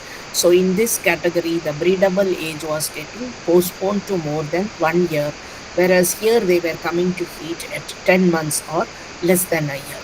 So this was the difference we could find. Though both are looking very convenient for the farmer, a slightly improvised sheds like this can be thought of by the farmer for maintaining the hygiene as well as preventing the diseases. So you can see here how the wet litter has spoiled this thatched raised platform, whereas here in these, when wooden planks are used, the litter or the urine is going to drop here, and because of the heavy cross ventilation, it is kept completely dry so that the foot rot or any other skin diseases can be avoided. So a slight improvised shed can be thought of. And here also you can see the side walls is lesser here, but here it is taller. It is almost double the height of the goats. Here it is as of the same height of the goats, which is going to have an impact on the ventilation or the aeration inside the shed. So this modification, or if you say this is the available material, they can raise this portion so that they can have a taller roofing there. So then these are all, this is one of the model which is developed by the Tanwas group, where they have a concrete structure.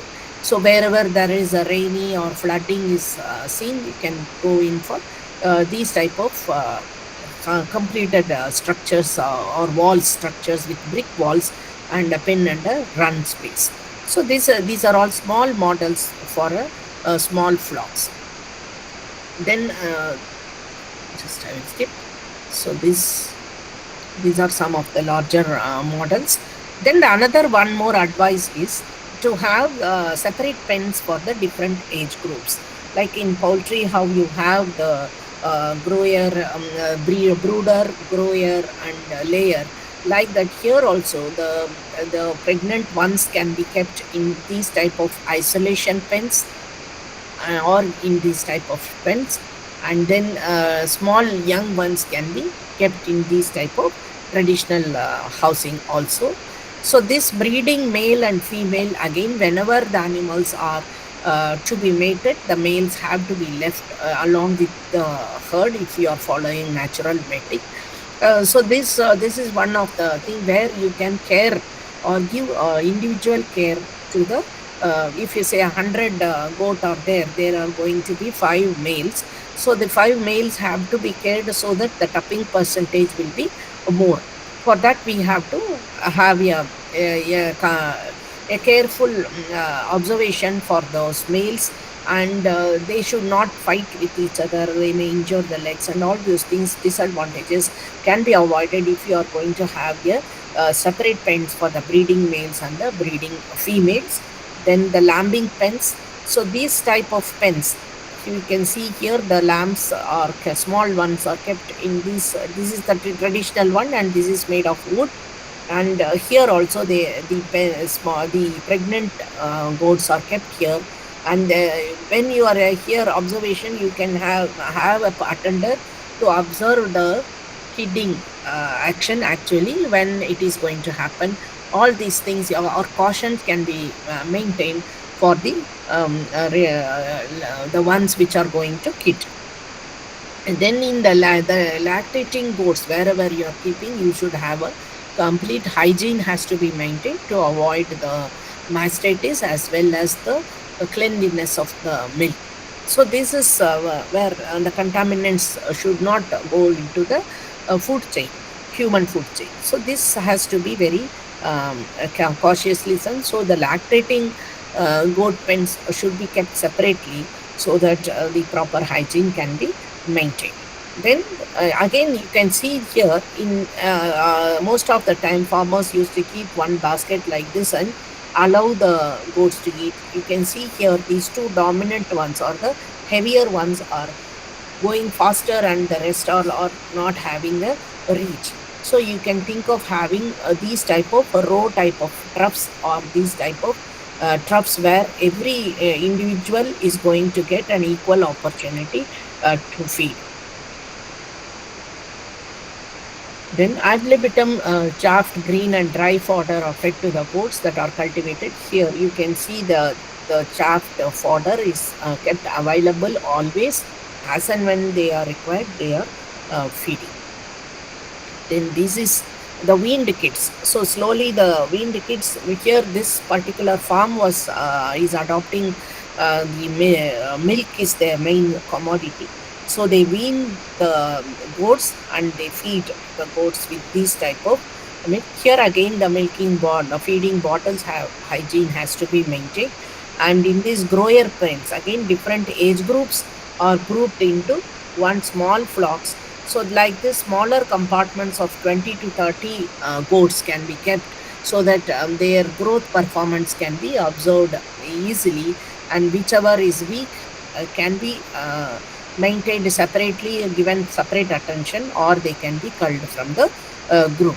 So this decision where the conservation of the feed is practiced, you can see here, unlike in the traditional, this is though it is the sheep, goats are also kept like this, where no housing is there, nothing is there. They are just let loose between the two walls of the house.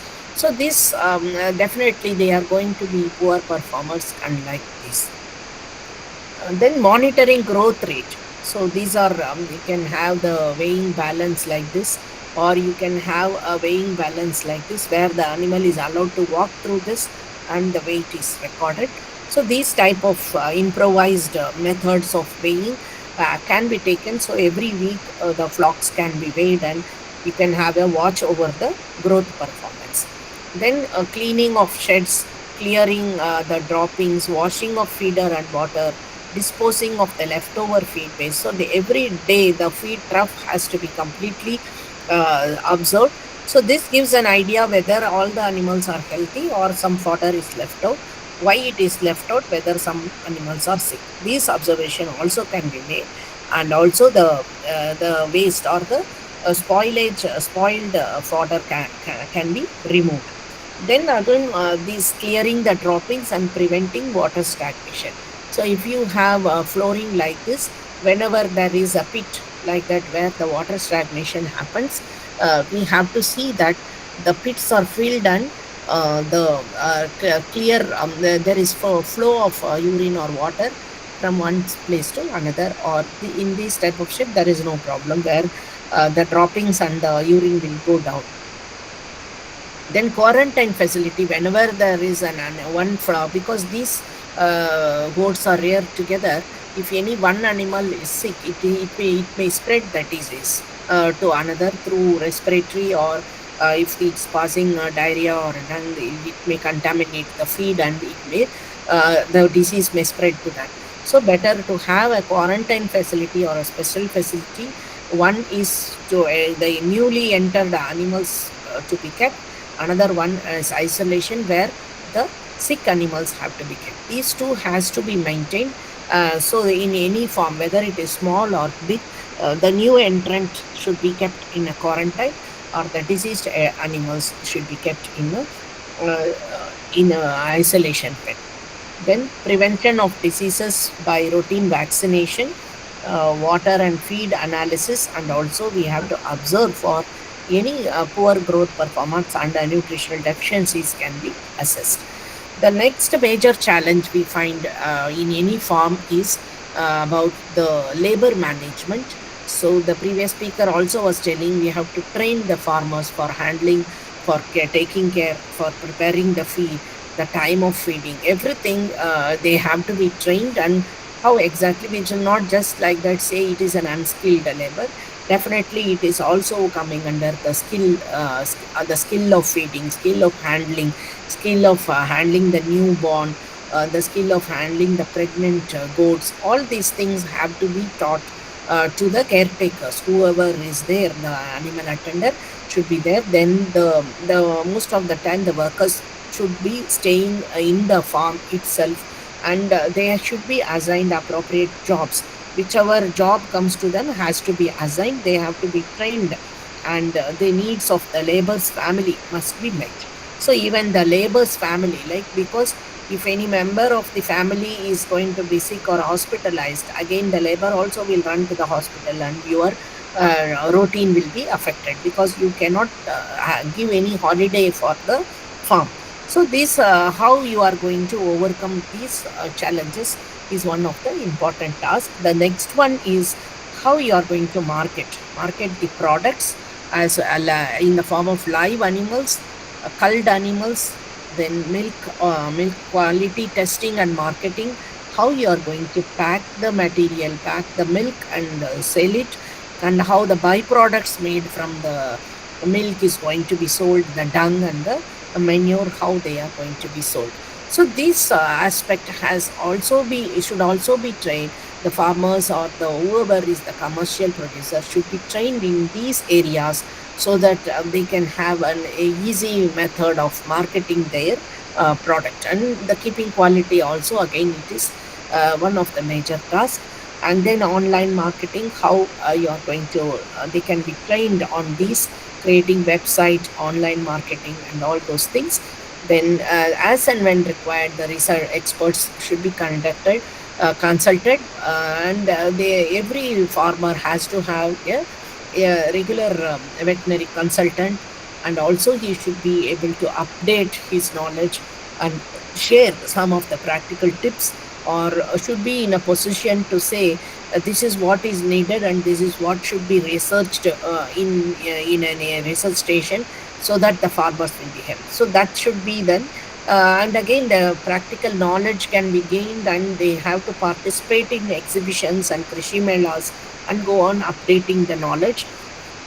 So this is what I want to tell for this forum.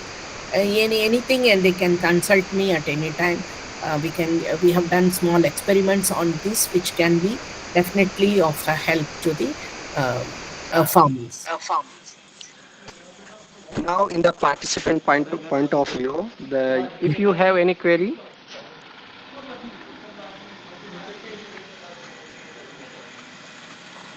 No problem. Anytime they can message us. okay, ma'am. Okay, thank you so much, ma'am. And it's Yes. very interesting and excellent session for Thank us. you. And Now we invite the next expert Okay, for thank you so today. much. I will leave the meeting now. Yeah, sure, ma'am, sure, ma'am. Okay, thank you so much, ma'am, once again. Now we invite the next expert, Dr. Kushbu Chandra, ma'am, as an assistant professor come junior scientist at a Bihar Agriculture University in the Bihar. We welcome to you, ma'am. Request you being your session. I'm audible, ma'am. Yeah, you are pretty much audible. Thank you so much. Okay, welcome. Just give me a moment. I'll be sharing my screen. Okay, okay.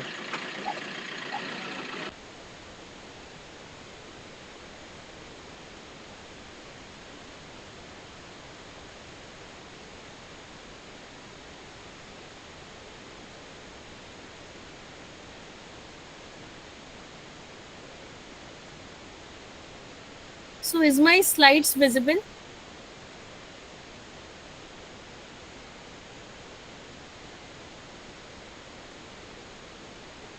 Is my slides visible? Yes, ma'am. Visible, ma'am.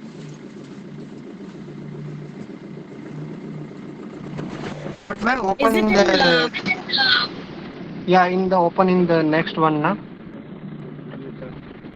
Yeah. Now is it okay? Now also same thing, ma'am. In the presentation mode, ma'am. Actually. Yeah, yeah. I just now I did it. Okay, okay.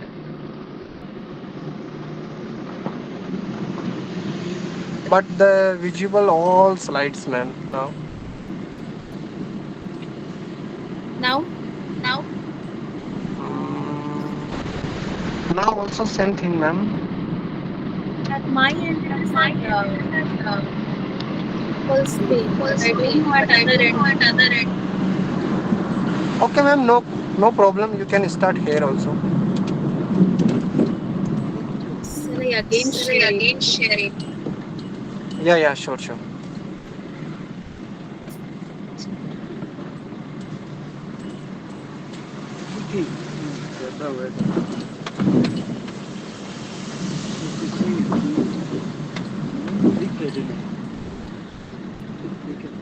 Now, Now same thing, ma'am. Ma'am, yeah, you do in the this one, na? The entire screen mode, na? yeah. Just wait. Let me ask this thing.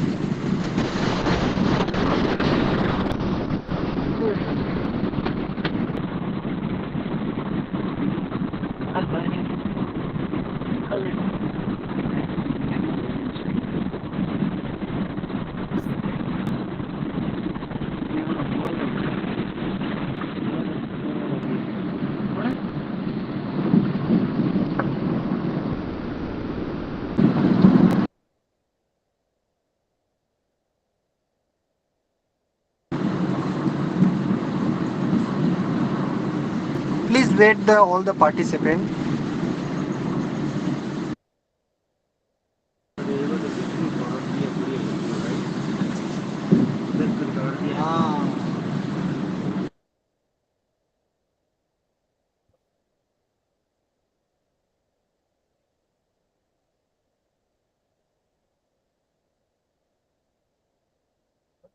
Now, is it okay?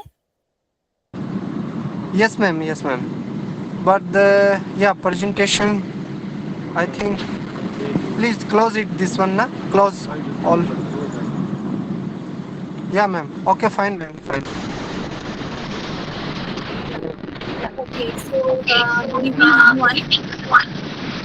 Yeah, So, good first of evening, all, ma'am. I would like to thank Meadow Agriculture who has provided me an opportunity to share a lecture on goat farming scheme for the farmers. With this, I'll start.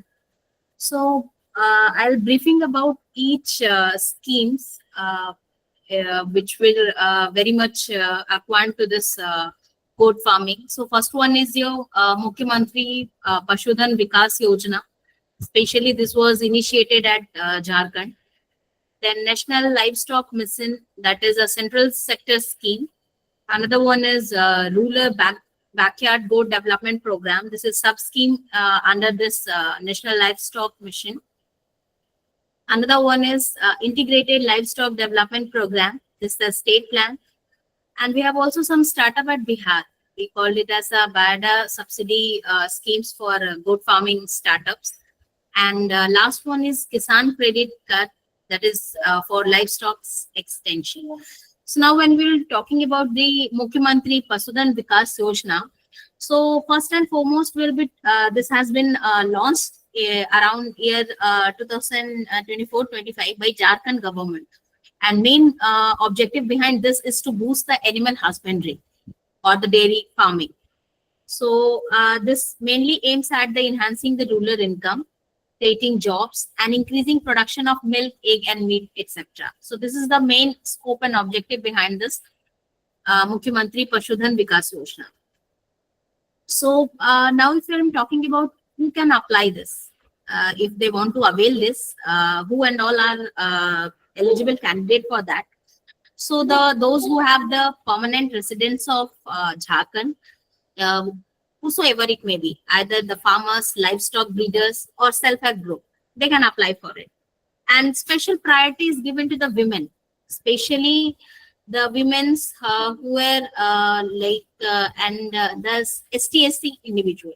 So these can be the priority to avail this particular yojana. And if I'm talking about the subsidy structure, so in that actually we are getting the 90% subsidy that can be only available to the eligible women, which I have told you, and the peoples who were belonging to the SC and ST category. And there were also eligible beneficiaries, but they are not getting 90% of subsidy. They'll be falling in like 50 to 75% of subsidy, depending on for what activity they'll be just utilizing it. Either it may be for the mini dairy or for the chaff cutter machine. So it depends upon the activity for which they are applying for. Based on that, they will be getting. So we're having two structure in the subsidy, 90%, and rest of the peoples will be availing 50 to 75% of subsidy. So in case of, like I told you, 90% subsidy, suppose if you will be purchasing or you will be having a income, you can say the purchasing amount is of 1,50,000. So you may avail the subsidy up to, in case of 90%, 1,35,000. Okay. So what are the different supported activities which will be you can say which can be availed under this Vikas Yojana? That is, we have the livestock ventures like for purchasing of the cow, buffaloes, goat, sheep. This will also include others like piggery, poultry. And also you can avail the supported activities like you can say the infrastructure components like for animal shed, for chaff cutter, which I have already mentioned, and mini dairy farms. So before applying this, you should be very thorough about like what are the required documents you need if you want to avail this Mukhyamantri Pasudhan Vikas Yojana. So you need to have Aadhaar card, that caste certificate, then income certificate is also required, residence proof, because I have told this can be only availed by and it was initiated in Jharkhand, and bank passport copy and passport size photo along with your register mobile number. Okay. So when we are talking about different application and approval process, so applications are offline only and submitted at nearest local animal husbandry department in block district level office. So funds can be collected in a person like once verified, and subsidies transferred directly to the beneficiary bank account. So there will be no any intermediaries. Once you have submit your offline application, once they will check for all the proofs, they will directly transfer the money to the beneficiary bank account. And this selection will involve at block level committees as well as Gram Sabha recommendations. So when we were talking about the monitoring or challenges, so some beneficiaries have also reported, like in some cases, like they have received, like they have not received the proper funds on time, and so there were some challenges that has been reported in case of the scheme. And I have already explained you, like this mainly includes two sets of subsidy. One is availed by the women's and the persons who were belonging to the scheduled caste and scheduled tribe, and rest of the peoples who were falling in that 50% of subsidy. Rest of the people were falling in. So now next, if we'll be talking about the another scheme, that is National Livestock Mission, that is NLM. So this was launched in financial year 2014-15 by the Ministry of Fisheries, Animal Husbandry and Dairying under the Government of India. So this is a central sector scheme. So it is fully funded by central government in collaboration with state governments and other agencies. So again, if we'll be talking about what is the aim and what are the main aim or mission behind this NLM. So sustainable development of livestock sector, which will mainly focus on our unorganized livestock rearing community, including small and marginal farmers. They'll be under this mission, and also the persons who were very well versed in, they were very interested in opening some startups, like entrepreneurs. So they will be also availing this benefit from this particular National Livestock Mission. So main objective behind this NLM is development of entrepreneurship and business models, which help in livestock rearing, strengthening the breed improvement infrastructure. This will also promote if we have some backyard poultry, sheep, goat, piggery, and fodder development. And this will also enhance the availability of quality feed and fodder. And this will also support some kind of innovation, technology adoption, and value chain development in terms of, when we are talking in terms of livestock sector. So these are the some objective behind this in introduction of this National Livestock Mission. So this scheme was restructured in 2021 to make it more entrepreneurship oriented. Earlier, it was like just to give a support or sustainable development in the livestock sector, but and especially it includes the support towards the small farmers or marginal farmers. But later on, it has been restructured, and majorly it is focused and oriented towards the entrepreneurship.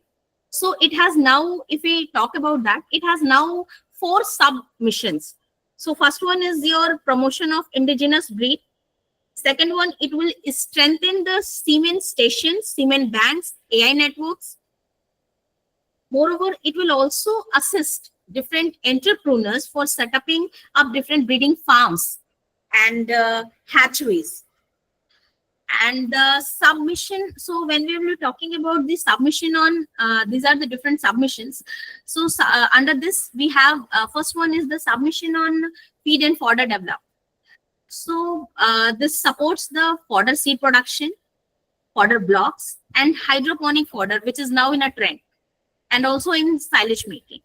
This will also encourages entrepreneurs to develop the fodder value chains, and also help in growing, processing, also setting the different fodder processing unit as well as the fodder banks. So second one, submission on innovations and extension. So this will promote the innovations in terms of livestock practices, capacity building, and extension services. This will also provide different kind of training programs, workshops, which can help in skill development, as well as information dissemination through various digital platforms. And this will also promote the climate resilient livestock. So this is not, we are only talking about in terms of cropping system like climate resilience. So this will also promote the climate resilient livestock system. So last one is under this submission on livestock development for entrepreneurship. So this will mainly and majorly restructure to just open up for the entrepreneurs, right? So encouraging the startups and entrepreneurs to invest in livestock business as well. This will also support in establishing unit for goat, sheep, pig, backyard poultry, duck rearing, etc. And this will also help in development of rural livelihood based livestock enterprises. Mainly focus on the entrepreneurs who wants to develop and set up their farm, especially in terms of related to some goat, sheep, pig, and poultry system.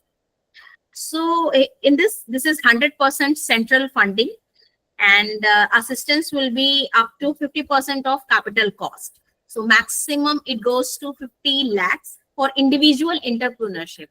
Individual entrepreneurs who will get that. In this, provision of interest subvention is also there under the Animal Husbandry Infrastructure Development Fund. And this is also having one integration with other government schemes, this NLM. Like we have this KCC, Kisan Credit Card, for especially for the livestock farmers.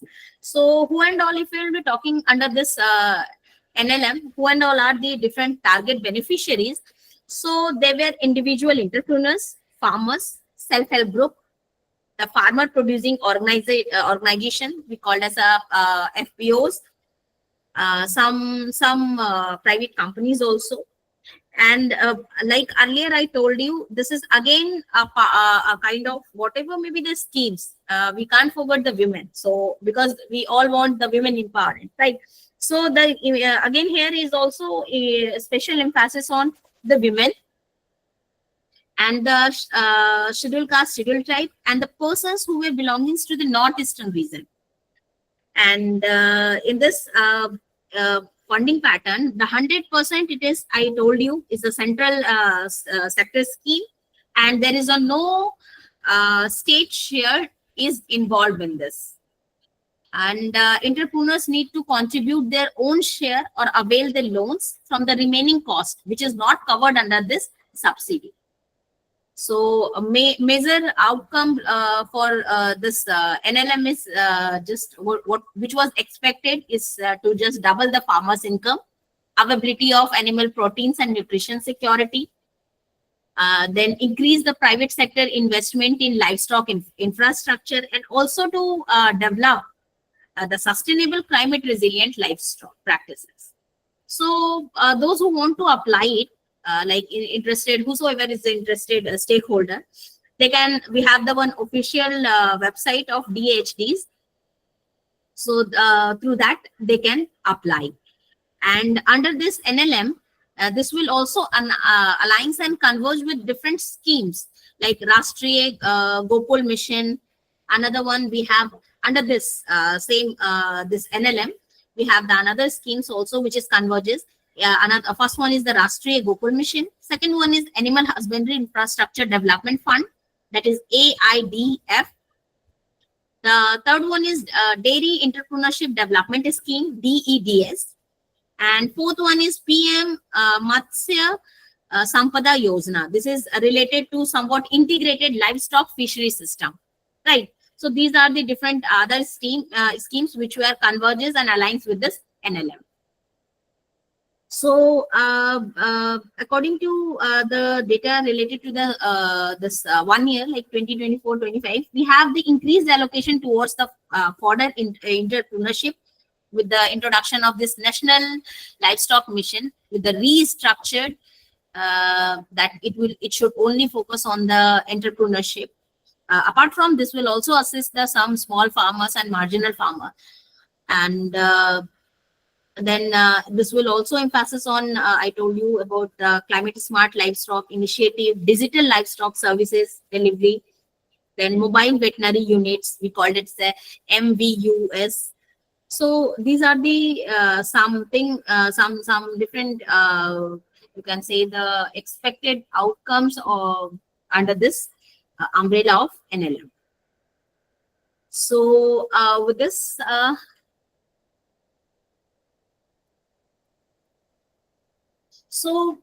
next one is rural backyard goat development program. So this is also a sub scheme under the National Livestock Mission (LN). So this is operational since 2014-15, and again this has been revised. Just aim to increase or boost up the livestock productivity, that is entrepreneur development, rural employment in different sectors like goat, sheep, pig, poultry, and feed fodder. So this is again I have already told you the different submissions, 3 submissions or 3 categories under this NLM, that is breed development for livestock and poultry, feed and fodder development, and last one is innovation extension and livestock insurance. So this rural backyard goat development program, basically it falls under the breed development submission, right? So first one, breed development livestock. So this first key objective of this particular rural backyard goat development program is this will establishment of backyard goat enterprises, which will support different individuals, self-help groups, FPOs, cooperatives, and this will offer a 50% of capital subsidy that is capped at rupees 50 lakh. And the beneficiary must set up the goat breeding unit with minimum of 100 females and 10 male goats. Up to 500 females and 25 males, this can be extended. This will also provide initiative towards the genetic improvement also. So grant for establishing the different, like you can say the semen production lab at different regional or state semen banks. The central share will also, you can say the central assistant share assistance is up to 400 lakhs for regional farmers and for 10 lakhs for the state banks. And this will also promote artificial insemination through existing, whatever may be the existing infrastructure, to just disseminate the improved goat germplasm. So basically it is our initiative, we can say, in the improvement towards the goat genetic germplasm. So in this, if we'll be talking about the what are the implementation of financial outcomes under this rural backyard goat development program. So in case of financial year 2018-19, the central share was of 396 lakh that will targeted to 1,000 beneficiaries and achieve approximately 740 you can say decentralized unit. And in case of 2000, just next year 2019-20, we have the central share of 633 lakhs, and the beneficiary who were targeted is again increased from 1,000 to 1,600, and we have 1,546 unit accomplished. So these were the some achievements under this rural backyard goat development program. So now with this, if we are talking about who and so are the what are the different beneficiaries who were eligible for getting this, is as earlier I told you, the individual can also apply, the self-help group, FPOs, farmer cooperatives, they can get that.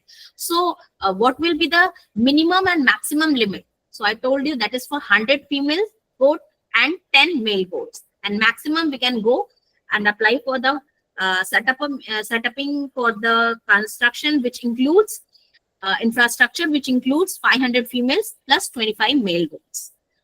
And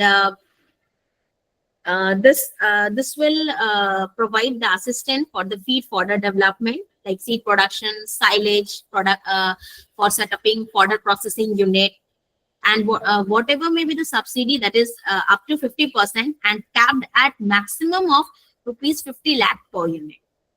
And this will also support some training services, extension, research enablement, then livestock insurance schemes. So these were also covered under this scheme. So we can again, application can be accepted through the official portal only, that is service through online portal, that is e-governance platform under this rural backyard government development program section. So applicant must submit the required documentation, project proposal, what they are proposing, and beneficiary declaration. That is all online through portal only.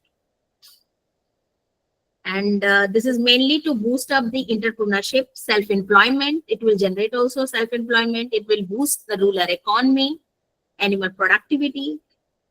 Then this will also provide the insurance, which will mitigate the risk. And this will also help in development of some infrastructure. So major role is here to just promote under this rural backyard goat development program is to promote the backyard goat enterprises that will improve or that will help in breed improvement. With this, I told you we can apply or go through the online portal. And next, we'll be talking about the Integrated Livestock Development Program. This is a state plan. So again, this is the state government initiative just to enhance the livestock productivity, rural livelihood, and income generation through integrated and sustainable livestock development. So this program is basically that operates at state plan schemes, and that is separate from centrally sponsored schemes. And this is formulated and funded by the respective state governments, just to meet out the needs of the local people. This is mainly, the main objective is to enhance the milk, meat, and egg production, improves the livestock productivity, and also to provide the doorstep veterinary and artificial insemination services under this integrated livestock development program. This will also include the supports from the goat shed, then vaccination, some training workshop program, and majorly the targeted area in this is the backward places, the remote places, and the flood affected district in the Bihar.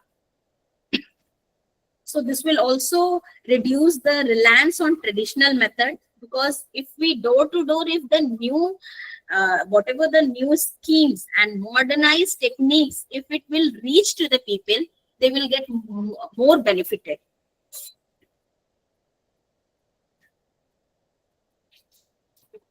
So with this, apart from that, this will also one of the major reason behind the introduction of this ILDP is to integrate livestock activities with crop farming for this sustainable, to meet out the sustainable agriculture goals.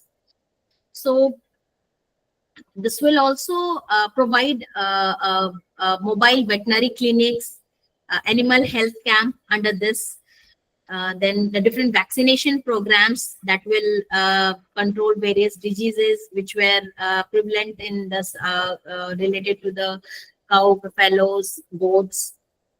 And this will also, not only this will provide the animal breeding services related to some artificial inseminations or crossbreeding, or for promotion of crossbreeding and genetic improvement of some of the indigenous breed. This will also assist and promotes toward the fodder cultivation and for the use of high yielding fodder varieties, which will enhance or increase the milk production and also increases the quality of meat. And this will also give the assistance towards the fodder seed distributions. So these are the some of the activities which were under this ILDP. So next, we'll be discussing about the Startup Bihar, that is VADA subsidy schemes for the goat farm setups. So in this, we can say the target is again the agri entrepreneurs, FPOs, and the livestock, if the emerging startups in this livestock sectors. And here we'll be also getting the subsidy up to 15 to 30%. And what are the different, we can again apply through the online, that is Startup Bihar portal. Through that we can just apply it. And with this, we can say this Startup Bihar or VADA subsidy scheme is mainly to boost the entrepreneurship and the rural employment in Bihar by promoting the goat farming startups. This was basically mainly for the goat farming startups. And this will also encourages the peoples to engage, mostly the educated, unemployed youth, some small marginal farmers, women's, and unprivileged group who wants to start their own farms, but they are not having that much of income capacity, or they don't have that much fund. So with this scheme, these people can get benefit. So this the Startup Bihar mission is promoting the innovation driven agro entrepreneurship, and this VADA, that is Bihar Industrial Area Development Authority. Bihar Industrial Area Development Authority. This will supporting the infrastructure for the startups. And AHD, this is Animal and Fisheries Rural Resources Department. This will provide direct assistance for the goat farming unit. So these three will collectively majorly for the promotion of this entrepreneurship. So with this, if we'll be talking about we'll be having two sections of subsidy in that. For general, the rest of the peoples, they'll be getting 50% of subsidy, and rest the people from the tribe, scheduled caste, scheduled tribe, women, and the peoples who were falling under the minority community, they can get subsidy up to 60%. So again, who can avail this? So eligible persons, they should be permanent resident of the Bihar, and the person should be at least age of 18 years old, and have basic knowledge and training in the goat farming. So if you have these things, these are the eligibility criteria. If permanent residency of Bihar, your age should not be less than 18 years old, and have the basic training in goat farming. So you can avail this scheme. Okay. So with this, what are the different documents you need to have? Again, the Aadhaar card, residence certificate, caste certificate, training certificate. That is very important, because I told the person who were well versed and have attended some training and workshop can only avail this scheme. Land ownership, lease document, passport size photos, bank account detail linked with Aadhaar. So these are things. Then you have very thorough about what is of your proposal, how you are going to start up, what are the things should be in that. So these are very important. So this detailed project report is very important. That should includes what will be the goat breed which you are in this project. What are the numbers, shed construction layout, feed and healthcare plan. What are your marketing strategies? So what are the cost? How what is it? And what are the bank loan requirements? So this should be. You should be very much thorough and well equipped in your detailed project report. So BIADA supports also land allotment in agro-industrial parks for large-scale or value-added goat farming, that is for meat processing or packaging unit. So these are the, so if we are talking about the application, so first step is the training and planning. With this training and planning, and second step, if we'll be talking about is your means first step, goat farming training, from which you have a certification of that from any government institute, and prepare a project report, that is your detailed project report, and then apply online. So we have one site, through that we can apply, there is a one portal, stategovernment.in. In that you can go and apply online. Then you have to first register or login. Then you have to fill the application under the section that is Integrated Goat and Sheep Development Scheme, or Bakri Palan Yojana. Okay, goat rearing scheme, that is Bakri Palan Yojana. And third step is document upload and submission. Upload all the scanned copies of whatever the documents I told you you should have. Then submit the application within the 21 days of window from the notification. So notification will pop up. Once you will get the notification, within the 21 days you have to apply. Then there will be the fourth step is for verification and approval. So district animal husbandry officer will verify whatever the documents you have submitted through the site. Priority is given to first time applicant, okay, and trained youth, and especially the ST/SC candidates. Then subsidy disbursement is there. After approval, the startup setup, the subsidy is transferred again here to the applicant bank account.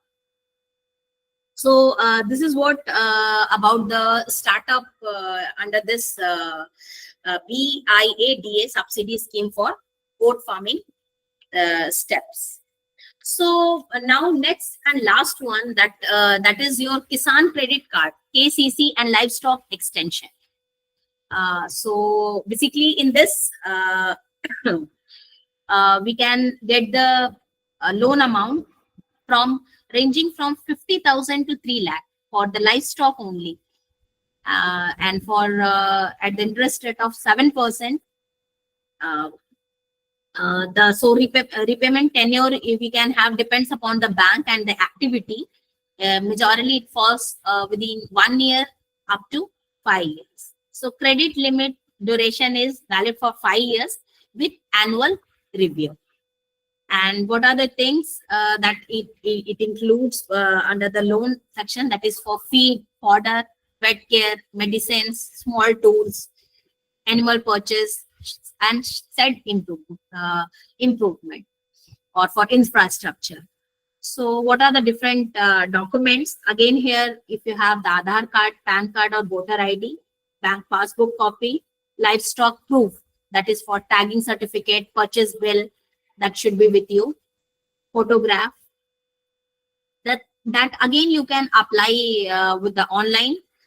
And in some cases we have also the offline mode. You need to visit to the nearest bank, and then you can have to ask about the KCC livestock application, and this can be again verified by the veterinary officers, and then you can. So we have the both two types of mode. Either we can go through the online mode, that is through https pmkisan.gov.in, or through the offline mode. So this is all about the different schemes. So thank you.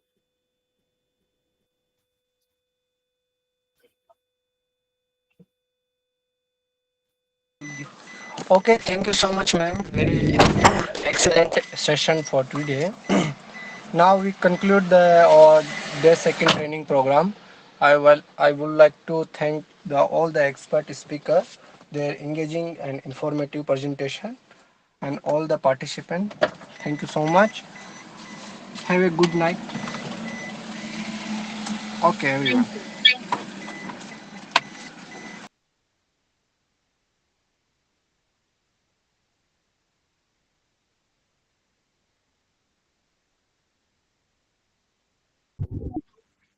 Can I ask something?